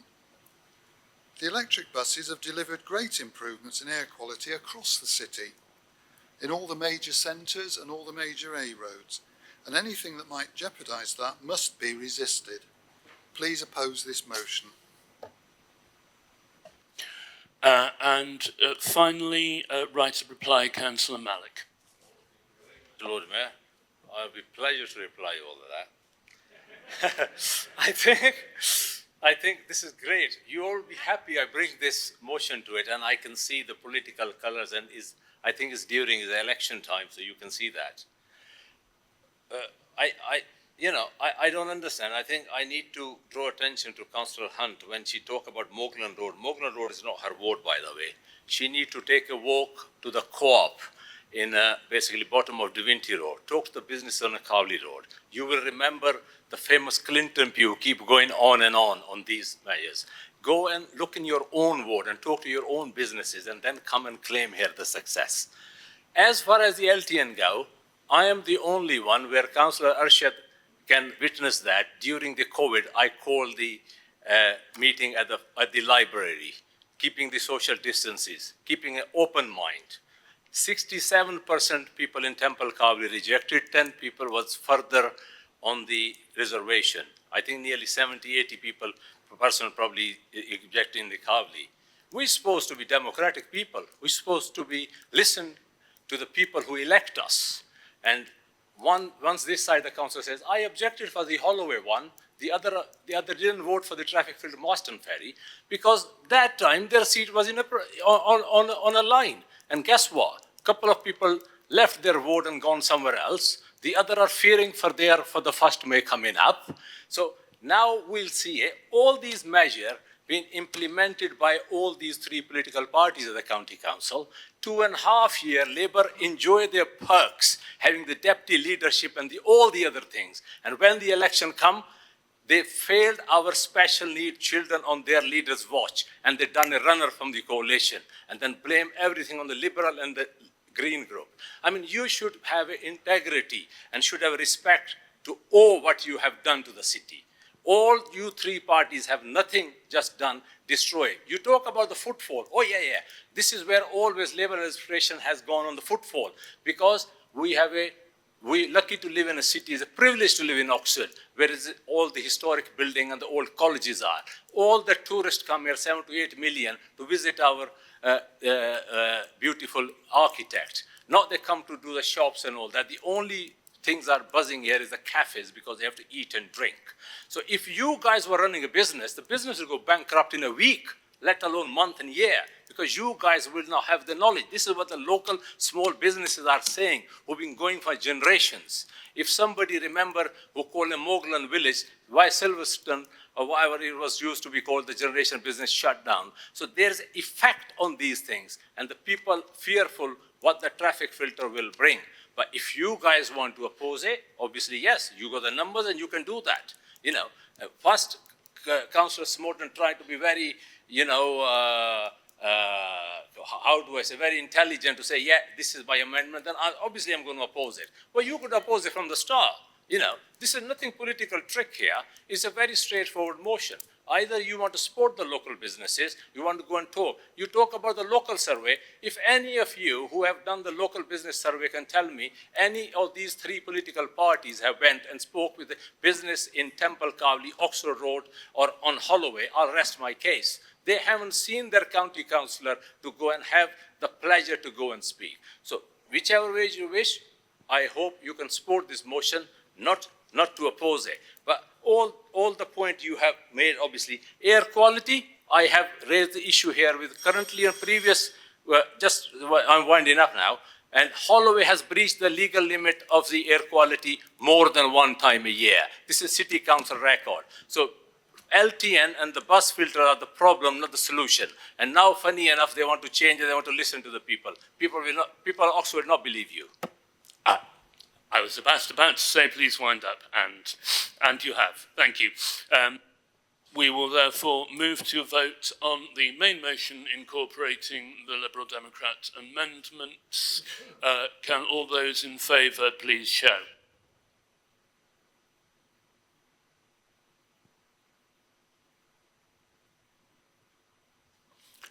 All those against?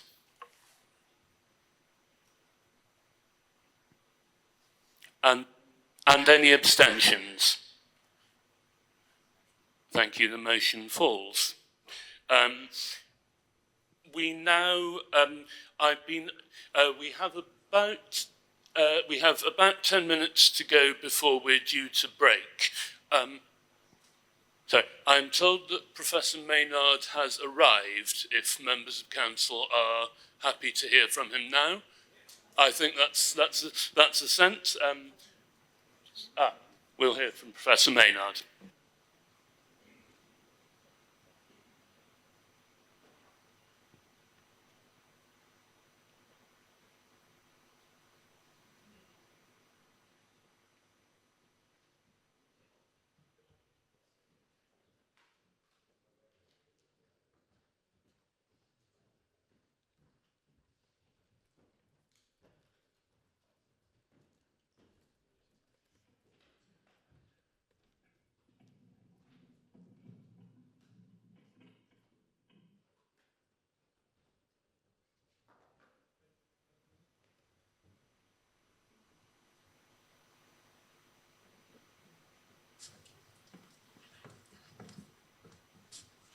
Professor Maynard, thank you for coming to address us. You have up to 5 minutes.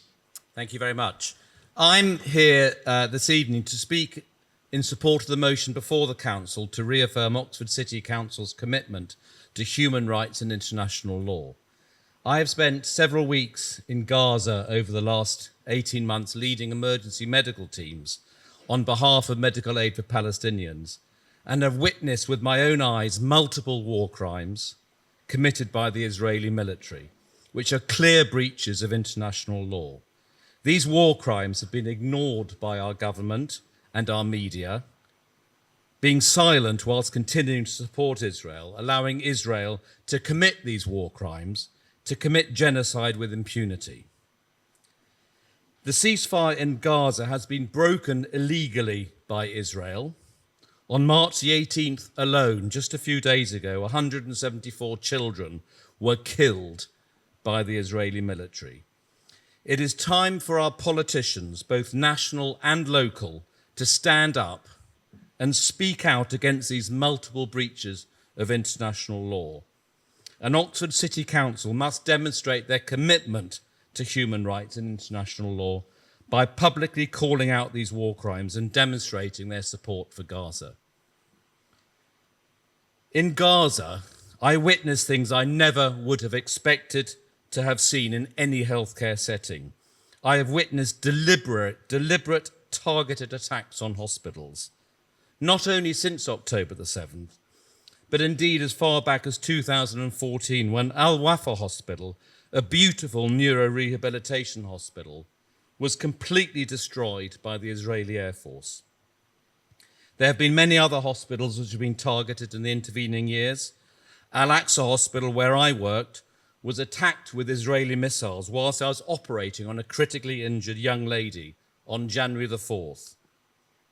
Not only have the hospitals been bombed, but the Israeli ground forces have systematically destroyed the laboratories, have systematically destroyed the dialysis machines, the CT scanners, the MRI scanners, the gas and water supplies and the sewage facilities in order to completely disable the healthcare system there.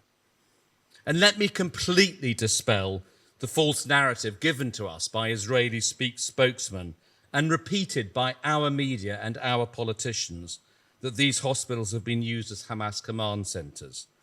None of us, not a single humanitarian worker that I know, both from the UK and other countries, have ever seen any evidence of Hamas militants in these hospitals.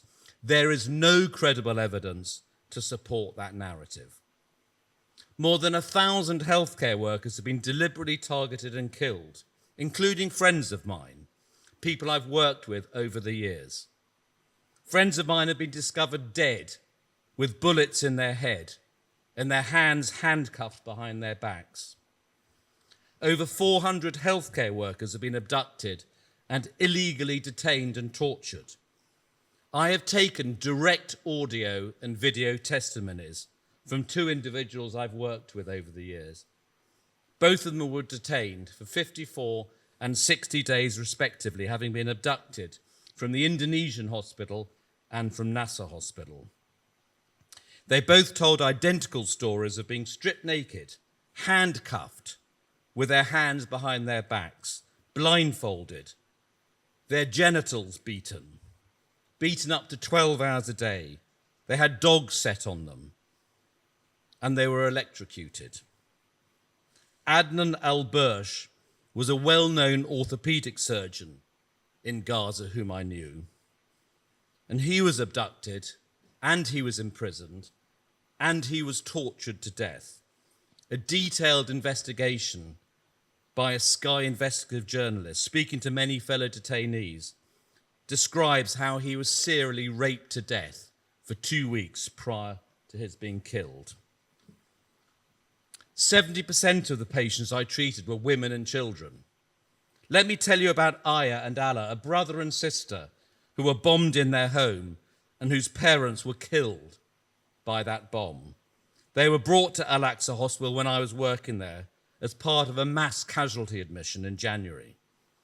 Allah was 6 years old, and I discovered him lying unconscious on the floor of the waiting area, not having been seen by anyone, having been abandoned.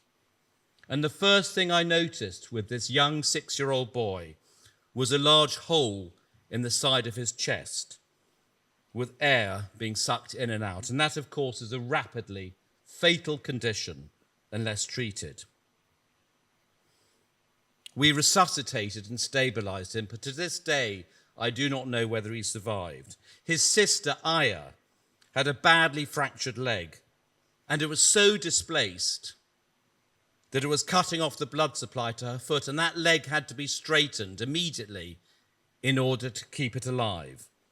Now, this was a day at Al-Aqsa Hospital, like most days when I was there, when we had run out of all painkillers. We had no pain relief to give these children, and we had no pain relief to give this young girl as her leg had to be straightened in order to restore the blood supply. And I can still hear at night the screams from her as we did that.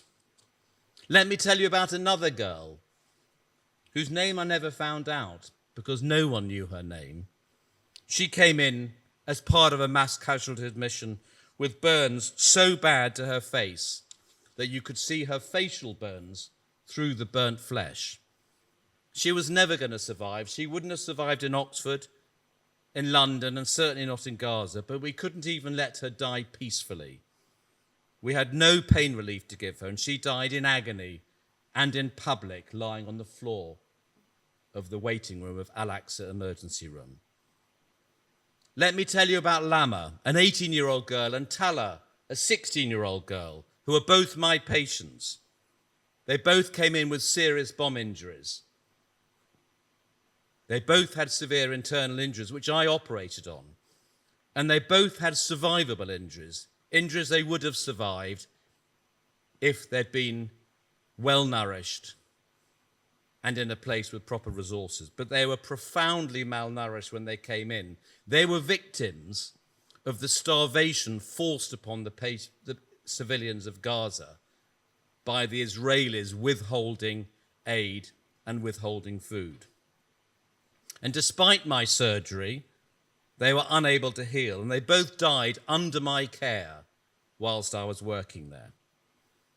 30 UK doctors, of whom I'm one, and 90 USA doctors have all written to our respective governments describing the multiple war crimes we have witnessed.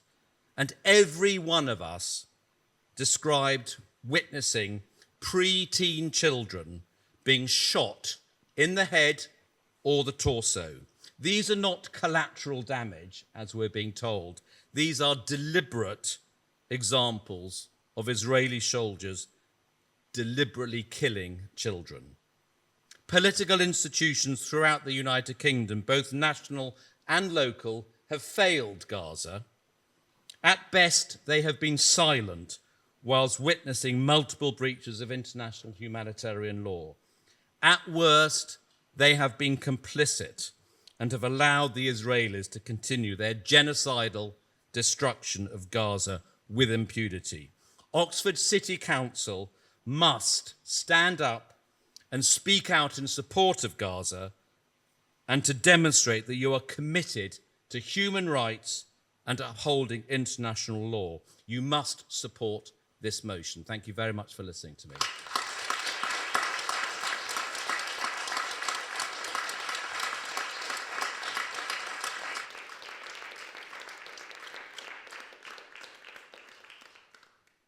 Thank you very much, Professor Maynard.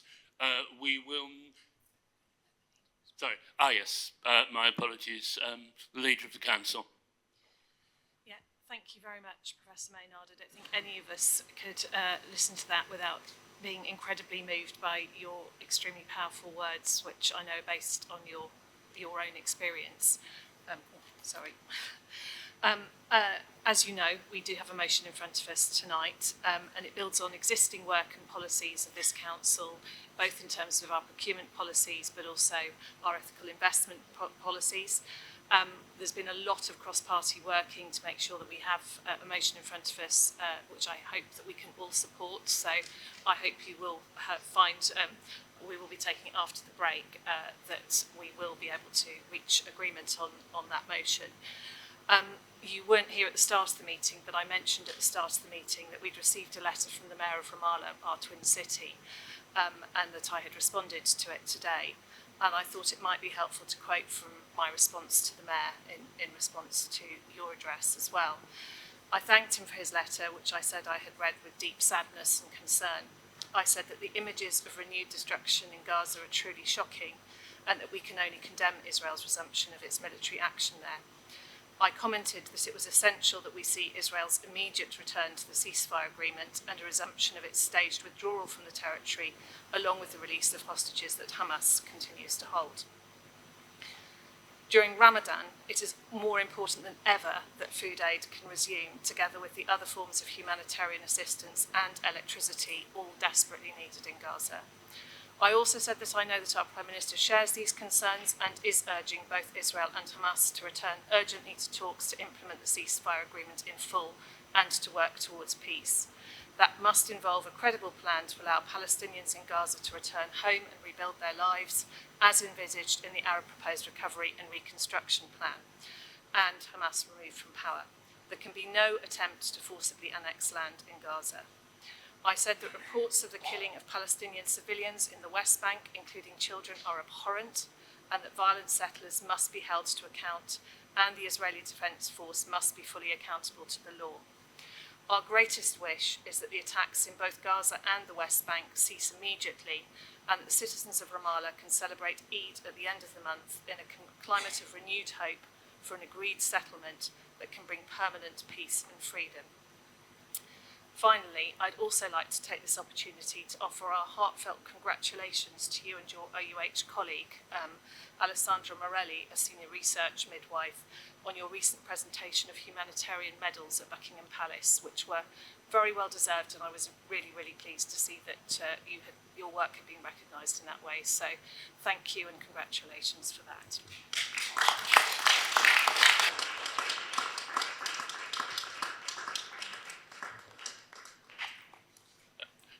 Congratulations indeed, Professor. And we will now break until 7:30, when we will resume. Thank you.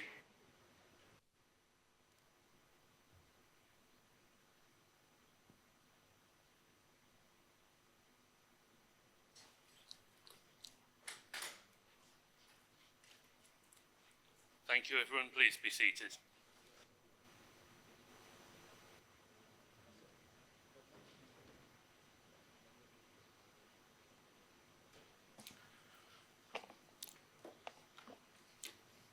Before we recommence debate, which will be with motion 16A, I have been asked to make clear by legal officers, since there is a limit on the amount, the number of words in a motion of 500, we are not debating the footnotes. Those don't form part of the motion. We are debating the motion itself as written. I have also had a request from the Section 151 officer to briefly give a bit of context. This won't come out of the motion debating time, but Nigel, would you like to speak? Yes, thank you, Chair. Just to say that in relation to this motion, just to remind members that under the CIPFA Prudential Code on Treasury Management and Capital Financing, as the Section 151 Officer of the Council, I am legally required to consider in all investments under the principles of security, liquidity and yield in that order. Where we are legally able to implement the motion, the aspects of this motion, then we will do so. If there is an adverse financial implication of doing this, then Cabinet will be advised accordingly to take the matters into consideration. Thank you. Thank you. That being said, we will begin with motion A. We have half an hour, so I hope we won't have to extend standing orders. Motion A, in the name of Councillor Barbara Coyne. Councillor Coyne, would you like to introduce? Thank you, Lord Mayor, and thank you to colleagues who are willing to engage constructively on this motion ahead of this meeting. This motion is an opportunity for us to concretely demonstrate Oxford City Council's commitment to human rights, equality, and justice. We are in a time of ever-escalating human-made atrocities, and words are not enough. I am trusting that members will agree that the small yet tangible actions this motion resolves to take towards ending trade and investment relations in cooperation with entities implicated in violations of international law represent the bare minimum we can do as city councillors and human beings. Colleagues have told me that global issues are not what really matters to our ward residents, yet in my 4 years of regular doorstep conversations alongside the issues of housing, social care, and the cost of living that we all do our best to resolve, my residents do seek to discuss their legitimate concerns about people like them in other places and what we might do locally to address grave historic and ongoing injustices to which we are all connected. The ICJ rulings cited in this motion demand action with new clarity, yet the findings they contain are not new.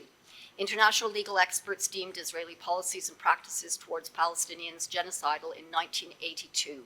Israel's systematic destruction of Palestinian education, housing, and all that sustains life, which has now escalated to total annihilation, was already glaring in the 1967 war and the Nakba of 1948, and the dispossession of the Palestinian people began under British colonial auspices. The horrors Palestinians face daily follow the centuries-old pattern of colonial genocide, which relies on mechanisms of dehumanization to normalize the extermination of indigenous peoples and the violent expropriation of their land and resources, privileging profits and comfort for a few over people and planet. Today, we see this happening at extraordinary scale and speed with unprecedented impunity. AI-powered targeting systems are being used to maximize death and devastation and lastingly poison land, water, and livelihoods with illegal white phosphorus in Gaza and South Lebanon. Ethnic cleansing and annexation are happening as we speak. UK researchers have noted that just 2 months of Israel's assault on Gaza produced emissions greater than the annual carbon footprint of 20 countries, highlighting that we cannot claim to be seriously addressing the climate emergency without addressing militarism. The same companies facilitating Zionist settler colonialism, illegal occupation, apartheid, and genocide in Palestine also serve as brutal oppression in Congo, Kashmir, Sudan, and Western Sahara, and our own hostile border regime. For the past 17 months, many residents of Oxford, like those outside the town hall this evening, have been fulfilling their civic duty to speak out against horrific, indescribable injustice. They now see their most basic democratic rights in peril as protest for Palestine and climate justice is increasingly silenced and criminalized across our country. This motion is a chance to demonstrate that locally, here in Oxford, we are listening and acting on residents' concerns and supporting their collective efforts to work towards a world free from oppression. Please support this motion. Thank you, Lord Mayor.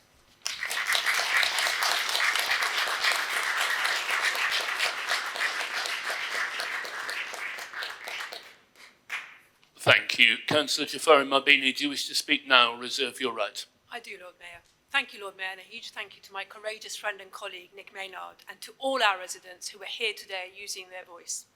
Some might wonder why council time is being spent on discussing ending our complicity with war crimes in Palestine and lands far away. Over the last 17 months, and indeed over the decades of the Israeli occupation of Palestine, Oxford residents have written to their representatives, organised workplace, family and education events, demonstrated in their thousands, set up student encampments, been on health worker solidarity visits and vigils. They have boycotted companies complicit in occupation, apartheid and genocide. We have all taken these steps as a decades-long violence inflicted on an occupied people by a UK ally has been exceptional. Decades of preventing the right of return for refugees by force, arbitrary detentions in the middle of the night, shooting dead ambulance staff on the 2018 Great March of Return, burning ancient beloved olive trees, and now not just Aya, Ala, Lama and Tala, the children named by Nick, but 15,000 children dismembered, disemboweled, burnt and killed with the largest cohort of amputee children ever registered being intentionally starved. As my friend Councillor Coyne put it so eloquently, these crimes are not new. The immortal Palestinian poet Mahmoud Darwish wrote on the 1982 siege of Beirut, "But to die here, no, I don't want to die on the rubble. I'll pretend I'm going down to the street to look for a newspaper. He who dies here does not die by chance. Rather, he who lives, lives by chance, because not one span of earth has been spared the shells, and not one spot where you can take a step has been saved from an explosion. But I don't want to die under the rubble. I want to die in the open street." This decades-long violence has been met with exceptional impunity by our governments and institutions, as if human rights and international law only apply to brown and black perpetrators. There has been an Israeli exemption from human rights standards, which has culminated in this cascade of impunity and war crimes. Dr. Tanya Haj Hassan, my friend, a paediatrician, and an Oxford alumni who is currently in Gaza, said yesterday, they had been sleeping, so were coming in wearing PJs wrapped in blankets. Often it was neighbours bringing them because their parents had been killed. We had to stop resuscitating several kids simply to focus on one who had the chance. It's like Armageddon. What war crime is enough for the world to say, no more impunity for Israel? She was at Nasser Hospital when it was directly hit by the Israeli forces yesterday. The press will not tell you this is a war crime. The exceptional impunity for the state of Israel must end. And this is a small but significant step we can take within this council. We need to act for the sake of regaining our own humanity. Thank you.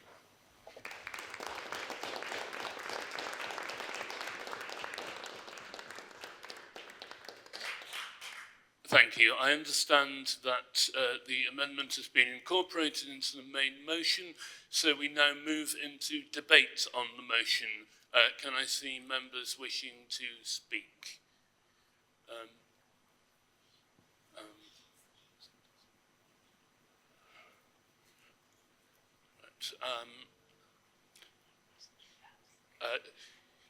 Councillor Turner. Yeah, thanks very much, Lord Mayor. I'd also like to thank the proposer of the motion, both for proposing it but also for the very constructive conversations we've had in the run-up. And I'd thank other speakers tonight. I'm going to focus particularly on the council angle on this. Please don't mistake that for lack of concern about the dreadful circumstances we have been hearing about earlier on. It's a very troubling time to be involved in politics at any level. For me, I guess, election results here or there, it was the Brexit referendum, was something that I suppose I felt was a terrible mistake. And since then we've seen Russia's full-scale war of aggression in Europe.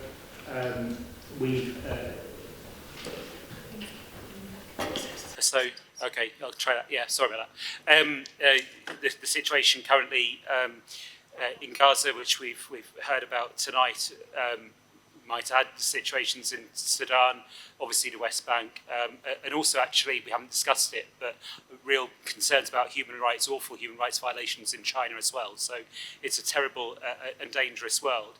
And I think we will be circumspect about what we can do as a district council, but what we can do, we should do.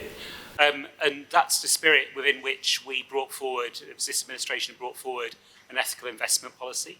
We've, in more recent times, added a longer ESG policy to that to try to guide our investments as we can. And Nigel Kennedy's mentioned the constraints we're under there. The motion, quite rightly, I think, talks about procurement, and our procurement policies, I really think are something that reflects our values as a council. Procurement sounds dry, but it really isn't. Where it's a social value, the Oxford Living Wage, the apprenticeships, the support for local businesses, the support for SMEs. And so I think this is reasonable and logical to try and do what we can. I think the spirit of the amendments which we tabled, which have been accepted, expect us to say, let's take the time to see what we can do and and we will bring that forward as part of the next reviews of these policies. So in the case of, for example, the Treasury Management Policy, we agreed that at budget time. My thought is to incorporate as much of this as I can, and if there are options there, or costs there which need to be reflected in the budget, then we'll bring forward options and members can look at those openly and transparently and decide what they want to do. As it happens, we have very limited amounts of investment these days, certainly new investment, because instead we're using the money to fund our own capital programmes so we don't need to borrow. And of course, as we've heard, we need to balance any other considerations with those duties that are legally imposed on the Section 151 officer. But I think here we've got, with this motion, a sensible plan that will enable us to put in place, will strengthen the policies which already reflect our values, tighten them up, make appropriate representations to the county as well, though what they do is ultimately their business, and try to put this into practice as best we can. And I think now with the text before us, we've got a way which is practical and will really enable us to do it, rather than just making speeches. Because I come full circle, Lord Mayor, we want to do something. I think people will rightly feel like they want to use this, any political platform, to speak out. But when it comes to the business of the council, we've got to also look at what's practical and legal. And I think we can do it if we pass this motion in amended form. So I'm very happy to endorse the motion before us tonight.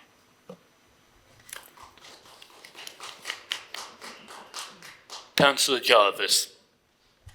Thank you, Lord Mayor, and I'd like to start firstly by thanking the Oxford Community Independents, in particular Councillor Coyne and Councillor Jafari Mabini, for their work on putting together this motion. I'd also like to thank other groups for their input into the final text, which we have before us, which it appears that we will be able to generate something of a consensus around, as well as Professor Maynard for the important and moving address he gave before the break. And finally, I would like, of course, to thank the demonstrators outside today's meeting for their continued solidarity with the people of Palestine. Like many, many people in the city, they have come out onto the streets week after week over the last 18 months to demand an end to Israel's assault on Gaza and to push for an end to our country's complicity in that assault. Now, we all know that this motion is coming, its timing is incredibly tragic. As you know, since this motion was published, Israel has renewed its attack on Gaza, and the days since that attack has killed over 600 people, many of them children, bringing the death toll since October the 7th to beyond 50,000. Now, that context is important because whilst, as others have acknowledged, this motion isn't solely about Palestine, it would be remiss not to focus on this in the current context, and it is indicative of the horrors this motion is trying to end complicity in. Now, we as a council, we have a proud history of standing shoulder to shoulder with people, oppressed people all over the world, including in Palestine, whether it's through our twinning with the city of Ramallah or through being one of the first councils in the country to push the government to work towards an end to Israel's assault on Gaza. By passing this motion today, we can continue to show that solidarity, not just with words, but with concrete actions. And in January 2024, we in this council chamber passed a motion opposing the Tories' pernicious anti-boycott bill in order to make clear that we believed local authorities should have the right and the power to make decisions like those listed in this motion, investment and procurement decisions based on ethics and sustainability. Today, we can vote not just for principle that we should be allowed to do that, but to put that principle into practice. So please vote for this motion this evening, vote to stand once again with the people of Palestine, vote to reiterate our commitment to using our powers to tackle the climate emergency by refusing to support investments in fossil fuels, vote to make clear that this city does not want its money linked to weapons, to arms and to munitions that are used in war crimes, vote for peace, vote for justice, vote for human rights, vote for this motion.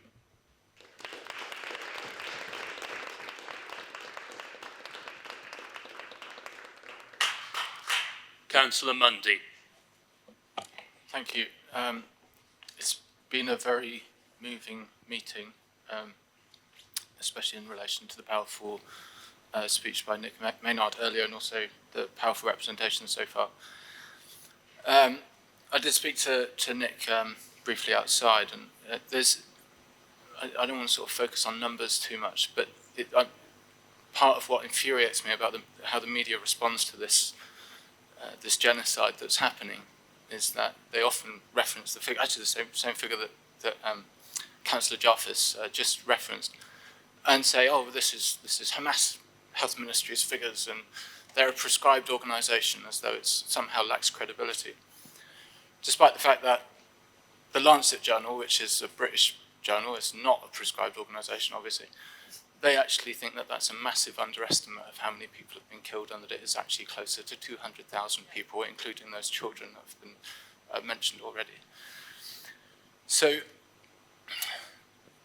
there's no excuse for us to not be aware of these things. This is one of, if not the most documented crime against humanity in history. We are able to see these things before our eyes on the media, if not some people even there in person. And we even see politicians, Israeli politicians, openly calling for the destruction of Palestinian lives. We've even had the leader of our most powerful ally calling for forced expulsions, which is ethnic cleansing. It is, I will agree with you, Turner, it is a quite barbaric times we live in, really, and it's scarcely unmanageable. But as far as where we are as the local authority, so I mean, you know, in my opinion, we must keep pressure on the government and the position that they've taken in this. And I'm grateful for the cooperation, obviously, across the chamber, including from Labour Group. But you know, I do think they have a position as well to keep that pressure on the party of which they remain a member, because you know we're very, as a country, we're involved in this. You know, we have military bases in Cyprus that are potentially involved in this. We've still been supplying weapons components to Israel. Now, this doesn't to do with us as a local authority, but as has been said, we have to do the very least of what we can. Now, it's been discussed as well, the views of people. Now, you know, the vast majority of people in this city have got some kind of part to play in this. Whether they don't even think it or not, they are rent payers, they're council tax payers, they're employees. We are indirectly culpable in what is happening. While we remain in this position where we don't act to prevent our own investments and the pensions that we're involved in to be involved in Israeli companies. And history has told us that, you know, these are pivotal points where we have to assess where we are morally as people, as councillors, as people in the city. Are we just going to be the people who stood by and just let this apartheid continue? Or do we say, right, actually, you know what, we're part of the start of the change to this. Yeah, we're part of an opposition to what is happening. We're not just going to believe everything we see in the most biased Western media and ignore the worst of what's happening. It's the indirect culpability has to end. So I just wish to say it's very important that we back this motion and don't allow yourself to be clouded by what we hear. You know, we owe it to everybody to keep ourselves aware of what's happening, and that we are witnessing the most horrific thing, and we cannot bury our heads in the sand. Thank you.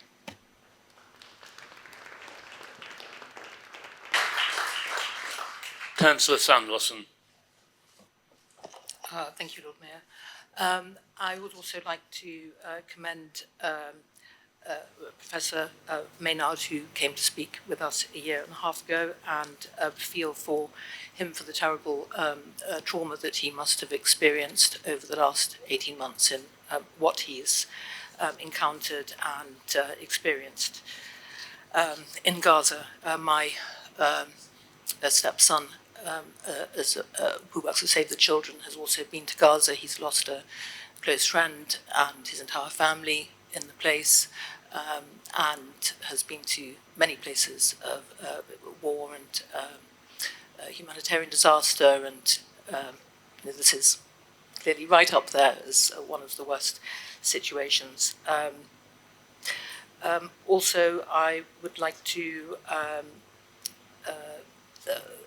I'll answer in relation to exceptional impunity of Israel that you mentioned, Councillor Marbini, where we have, as we know, and as Councillor Turner mentioned, our dealings with and our deep financial investments ongoing with China, who has occupied Tibet since 1950, been involved in the mass slaughter of hundreds of thousands of Tibetans, and the continued oppression of the Uyghur population in Xinjiang province, as well as imprisonment and threats to the political opposition in Hong Kong, as well as we've seen over decades, and especially most recently in Turkey and Saudi Arabia, where thousands, including political prisoners, have been locked up on trumped-up charges without trial and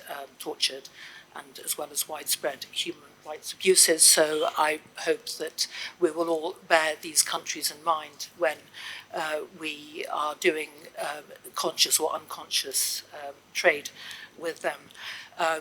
So I also want to say thank you for the amendments on this motion, because we don't want to forego cooperation with organisations, activists, academics and individuals who stand for peace in Israel, in Palestine. There has been condemnation by the BDS movement of many organisations, including one which peace movement I'm part of, Standing Together, simply because there are Israelis involved, there are Jewish people involved, but the mission is for people to stand together, to work together for peace, to end the occupation, to recognise that there is no peace without security, to release the hostages. I think this is important to mention these people who are still in tunnels, who are still being tortured and persecuted and starving to death. Also the West Eastern Divan Orchestra, many of you will know Daniel Barenboim, who set this up, along with Edward Said, as a project to encourage peace around the world through music. This has also been boycotted by or condemned by BDS. The film, the wonderful Oscar-winning film No Other Land, which I saw a few months ago, to bring to the public attention the injustices of what is happening in the West Bank, in the occupied areas. This has been condemned simply because there is one half of the two people who made this film is Israeli. So I think it's really important that we support those who are calling for peace. You know, we don't just condemn everyone outright, and we don't throw the baby out with the bathwater. And lastly, I would like to say that sadly, and I know that there's been a big uptick in Islamophobia over the last 18 months.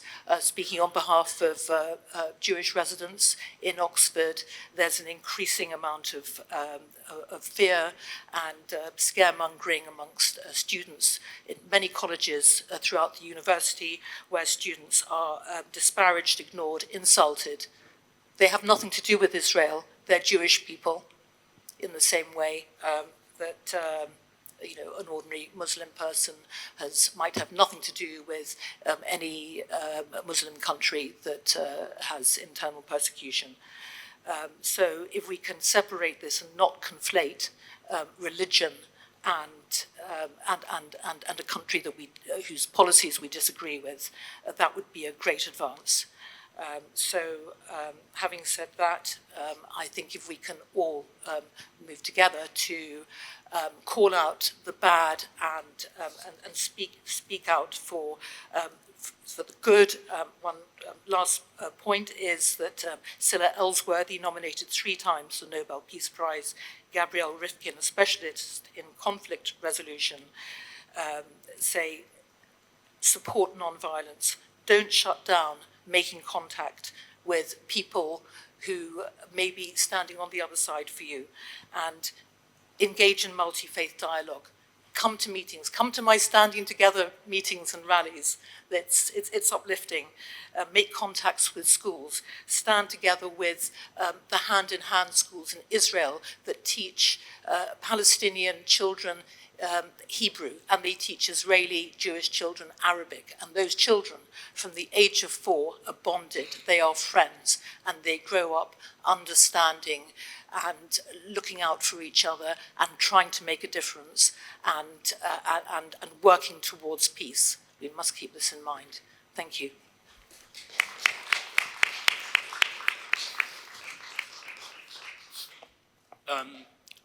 We have 5 minutes left, but I have Councillors Regisford, Malik and Miles and Councillor Rehman, who have indicated they wish to speak, and Councillor Fairweather. I propose that we extend standing orders in order to allow those councillors to speak and Councillor Coyne to sum up. Does Council agree?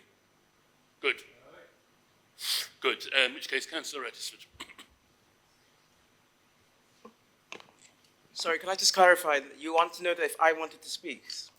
Oh, sorry, I thought you'd put your hand up. Is that not right? No. I do support, but I'm not. Apologies. In which case, Councillor Malik.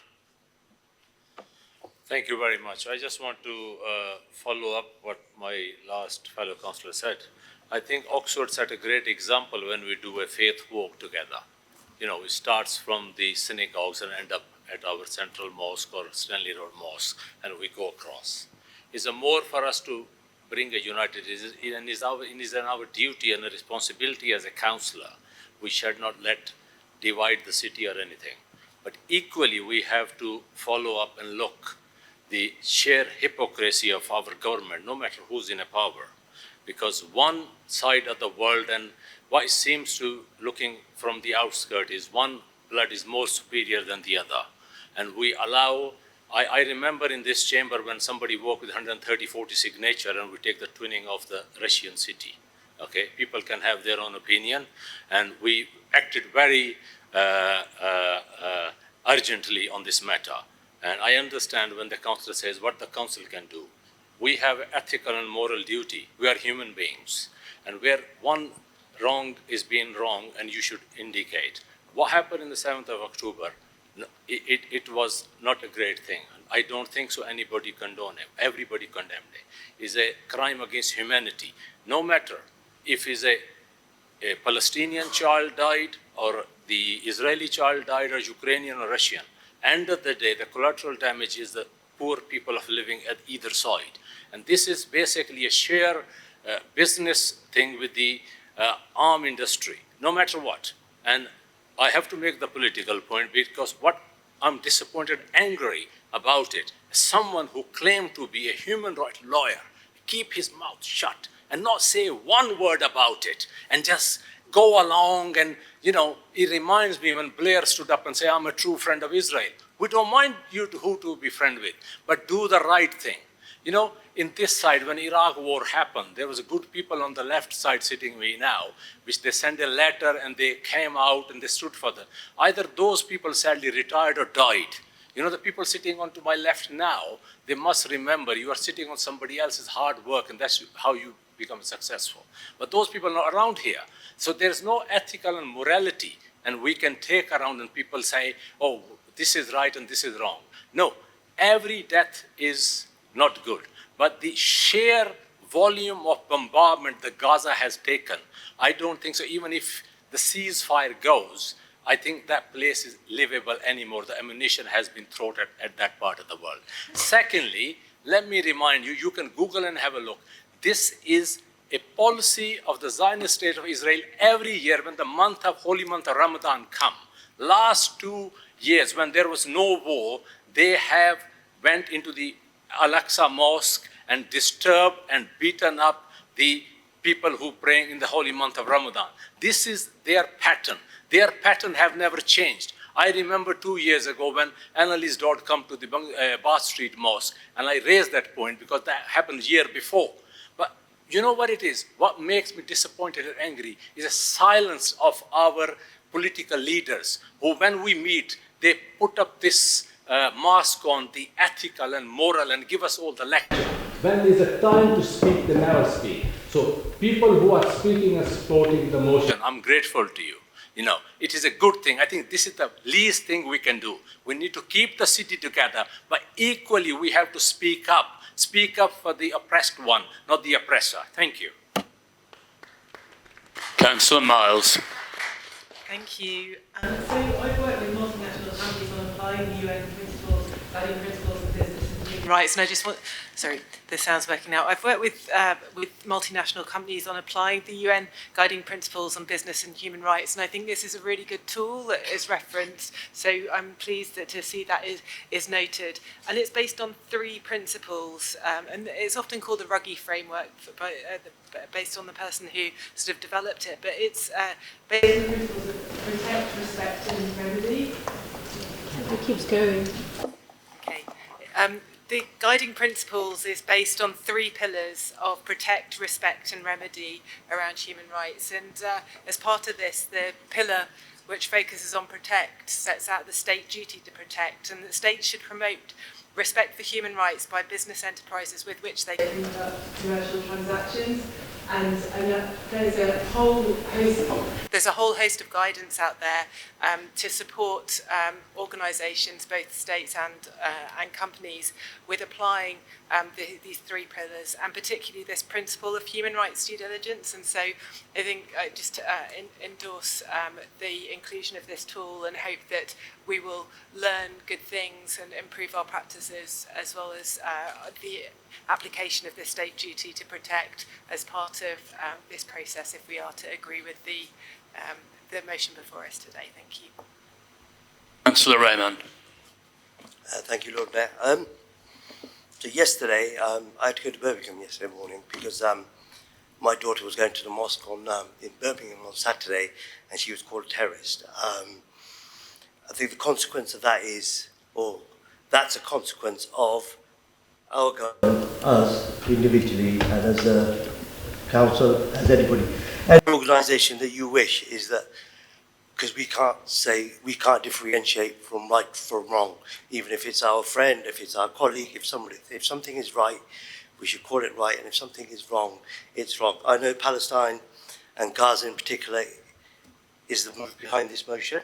However, this motion just calls for us to be good, decent human beings and worry about being on the right side of history, the right side of whatever's correct at the time. It basically is asking everybody to take a moral stance and not have anything to do which is immoral and which we don't believe in. So Gaza is the issue right at the moment, and because of the lack of morality within our government and our structures, individually people, anti-Semitism is on the increase, Islamophobia is on the increase, all sorts of phobias and all sorts of people are being demonized and hurt because morally we can't stand up for what's right.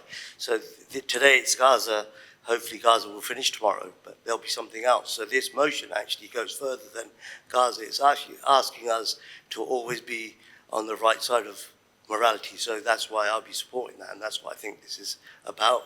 Although Gaza brings it sharply into focus, you can only imagine the destruction. I don't know what words you can use. Any words you use is not enough what's going on in Gaza, but it just brings into focus that actually we need to have a look at ourselves.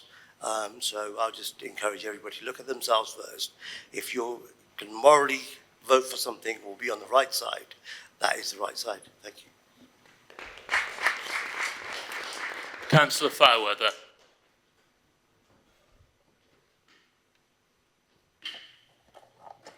Thank you, Lord Mayor, and I hope this one keeps working. Thanks to the councillors concerned in tabling this item, the previous speakers have done an excellent job in highlighting our deep concerns about the dreadful things happening in the Middle East.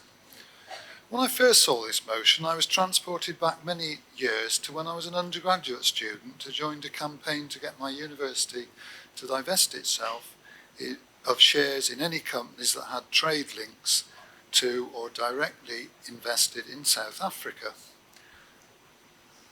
Some of you may be far too young to remember that far back.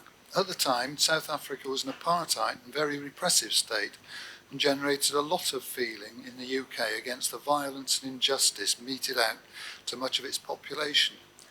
Does this sound familiar over 50 years later? It was partly direct economic pressure that caused the apartheid South African regime to collapse and led to the election of Nelson Mandela and a democratic government. It took a long time, but eventually it happened, and Oxford was one of the first places, and I'm very pleased to be able to say, welcome the new South African president. I think that economic pressure on repressive regimes can work.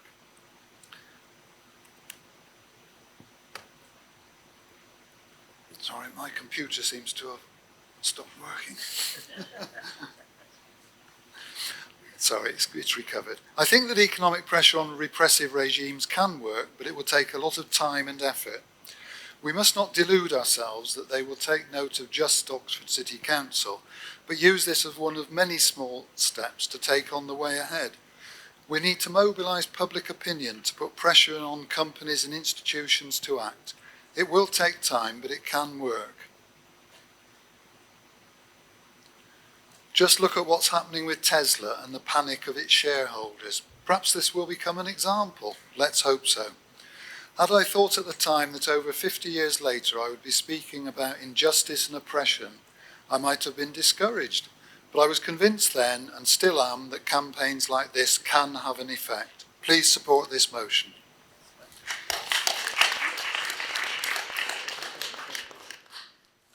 Councillor Coyne, right of reply. Hello? Yes. Thank you, Lord Mayor, and thank you to colleagues across the Chamber for their respectful and thoughtful contributions this evening. The situation in Palestine is not complicated. As Oxford City residents recognise, Britain's historic and ongoing ties to colonial oppression and lack of decisive action to uphold international law make us complicit in crimes against humanity. When we engage in intellectual or verbal acrobatics to deny realities or justify continued inaction, we are wasting time and we are costing lives. 6% of Gaza's population has been slaughtered. 2.1 million survivors are facing the fastest starvation campaign in modern history. More than 40,000 have been forcibly displaced in the West Bank, where homes and lands are daily destroyed and violently expropriated. Almost 10,000 political prisoners continue to be subjected to systematic abuse and torture, including hundreds of children. Israel killed 46 children per day throughout 2024 and 200 in just 3 days last week. I truly believe, as others have remarked, that we have a profound moral duty to act now to ensure that we do no further harm. As UN experts cited in this motion emphasize, international law is on a precipice. In the absence of decisive action, all of our fundamental rights and freedoms risk being indelibly eroded.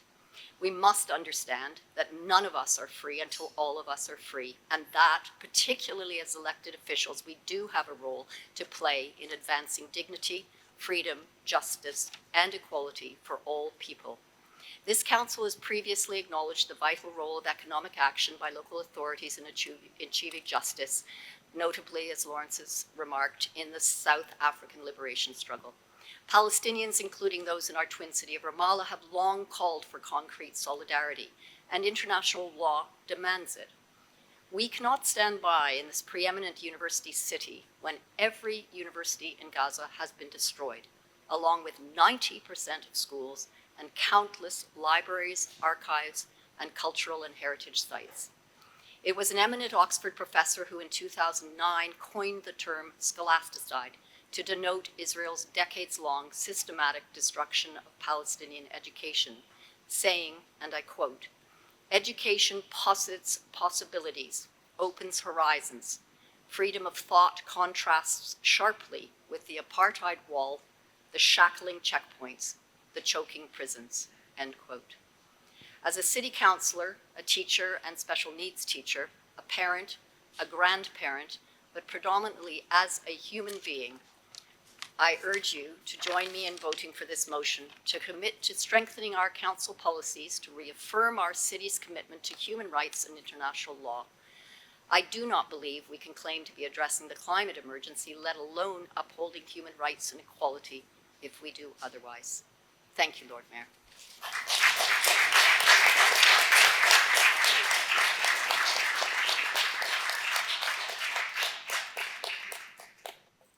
Thank you, Councillor Coyne. Can I please see all those in favour of the motion incorporating the amendment?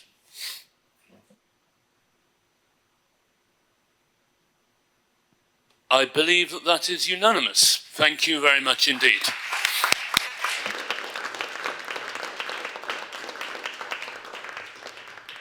That concludes today's meeting.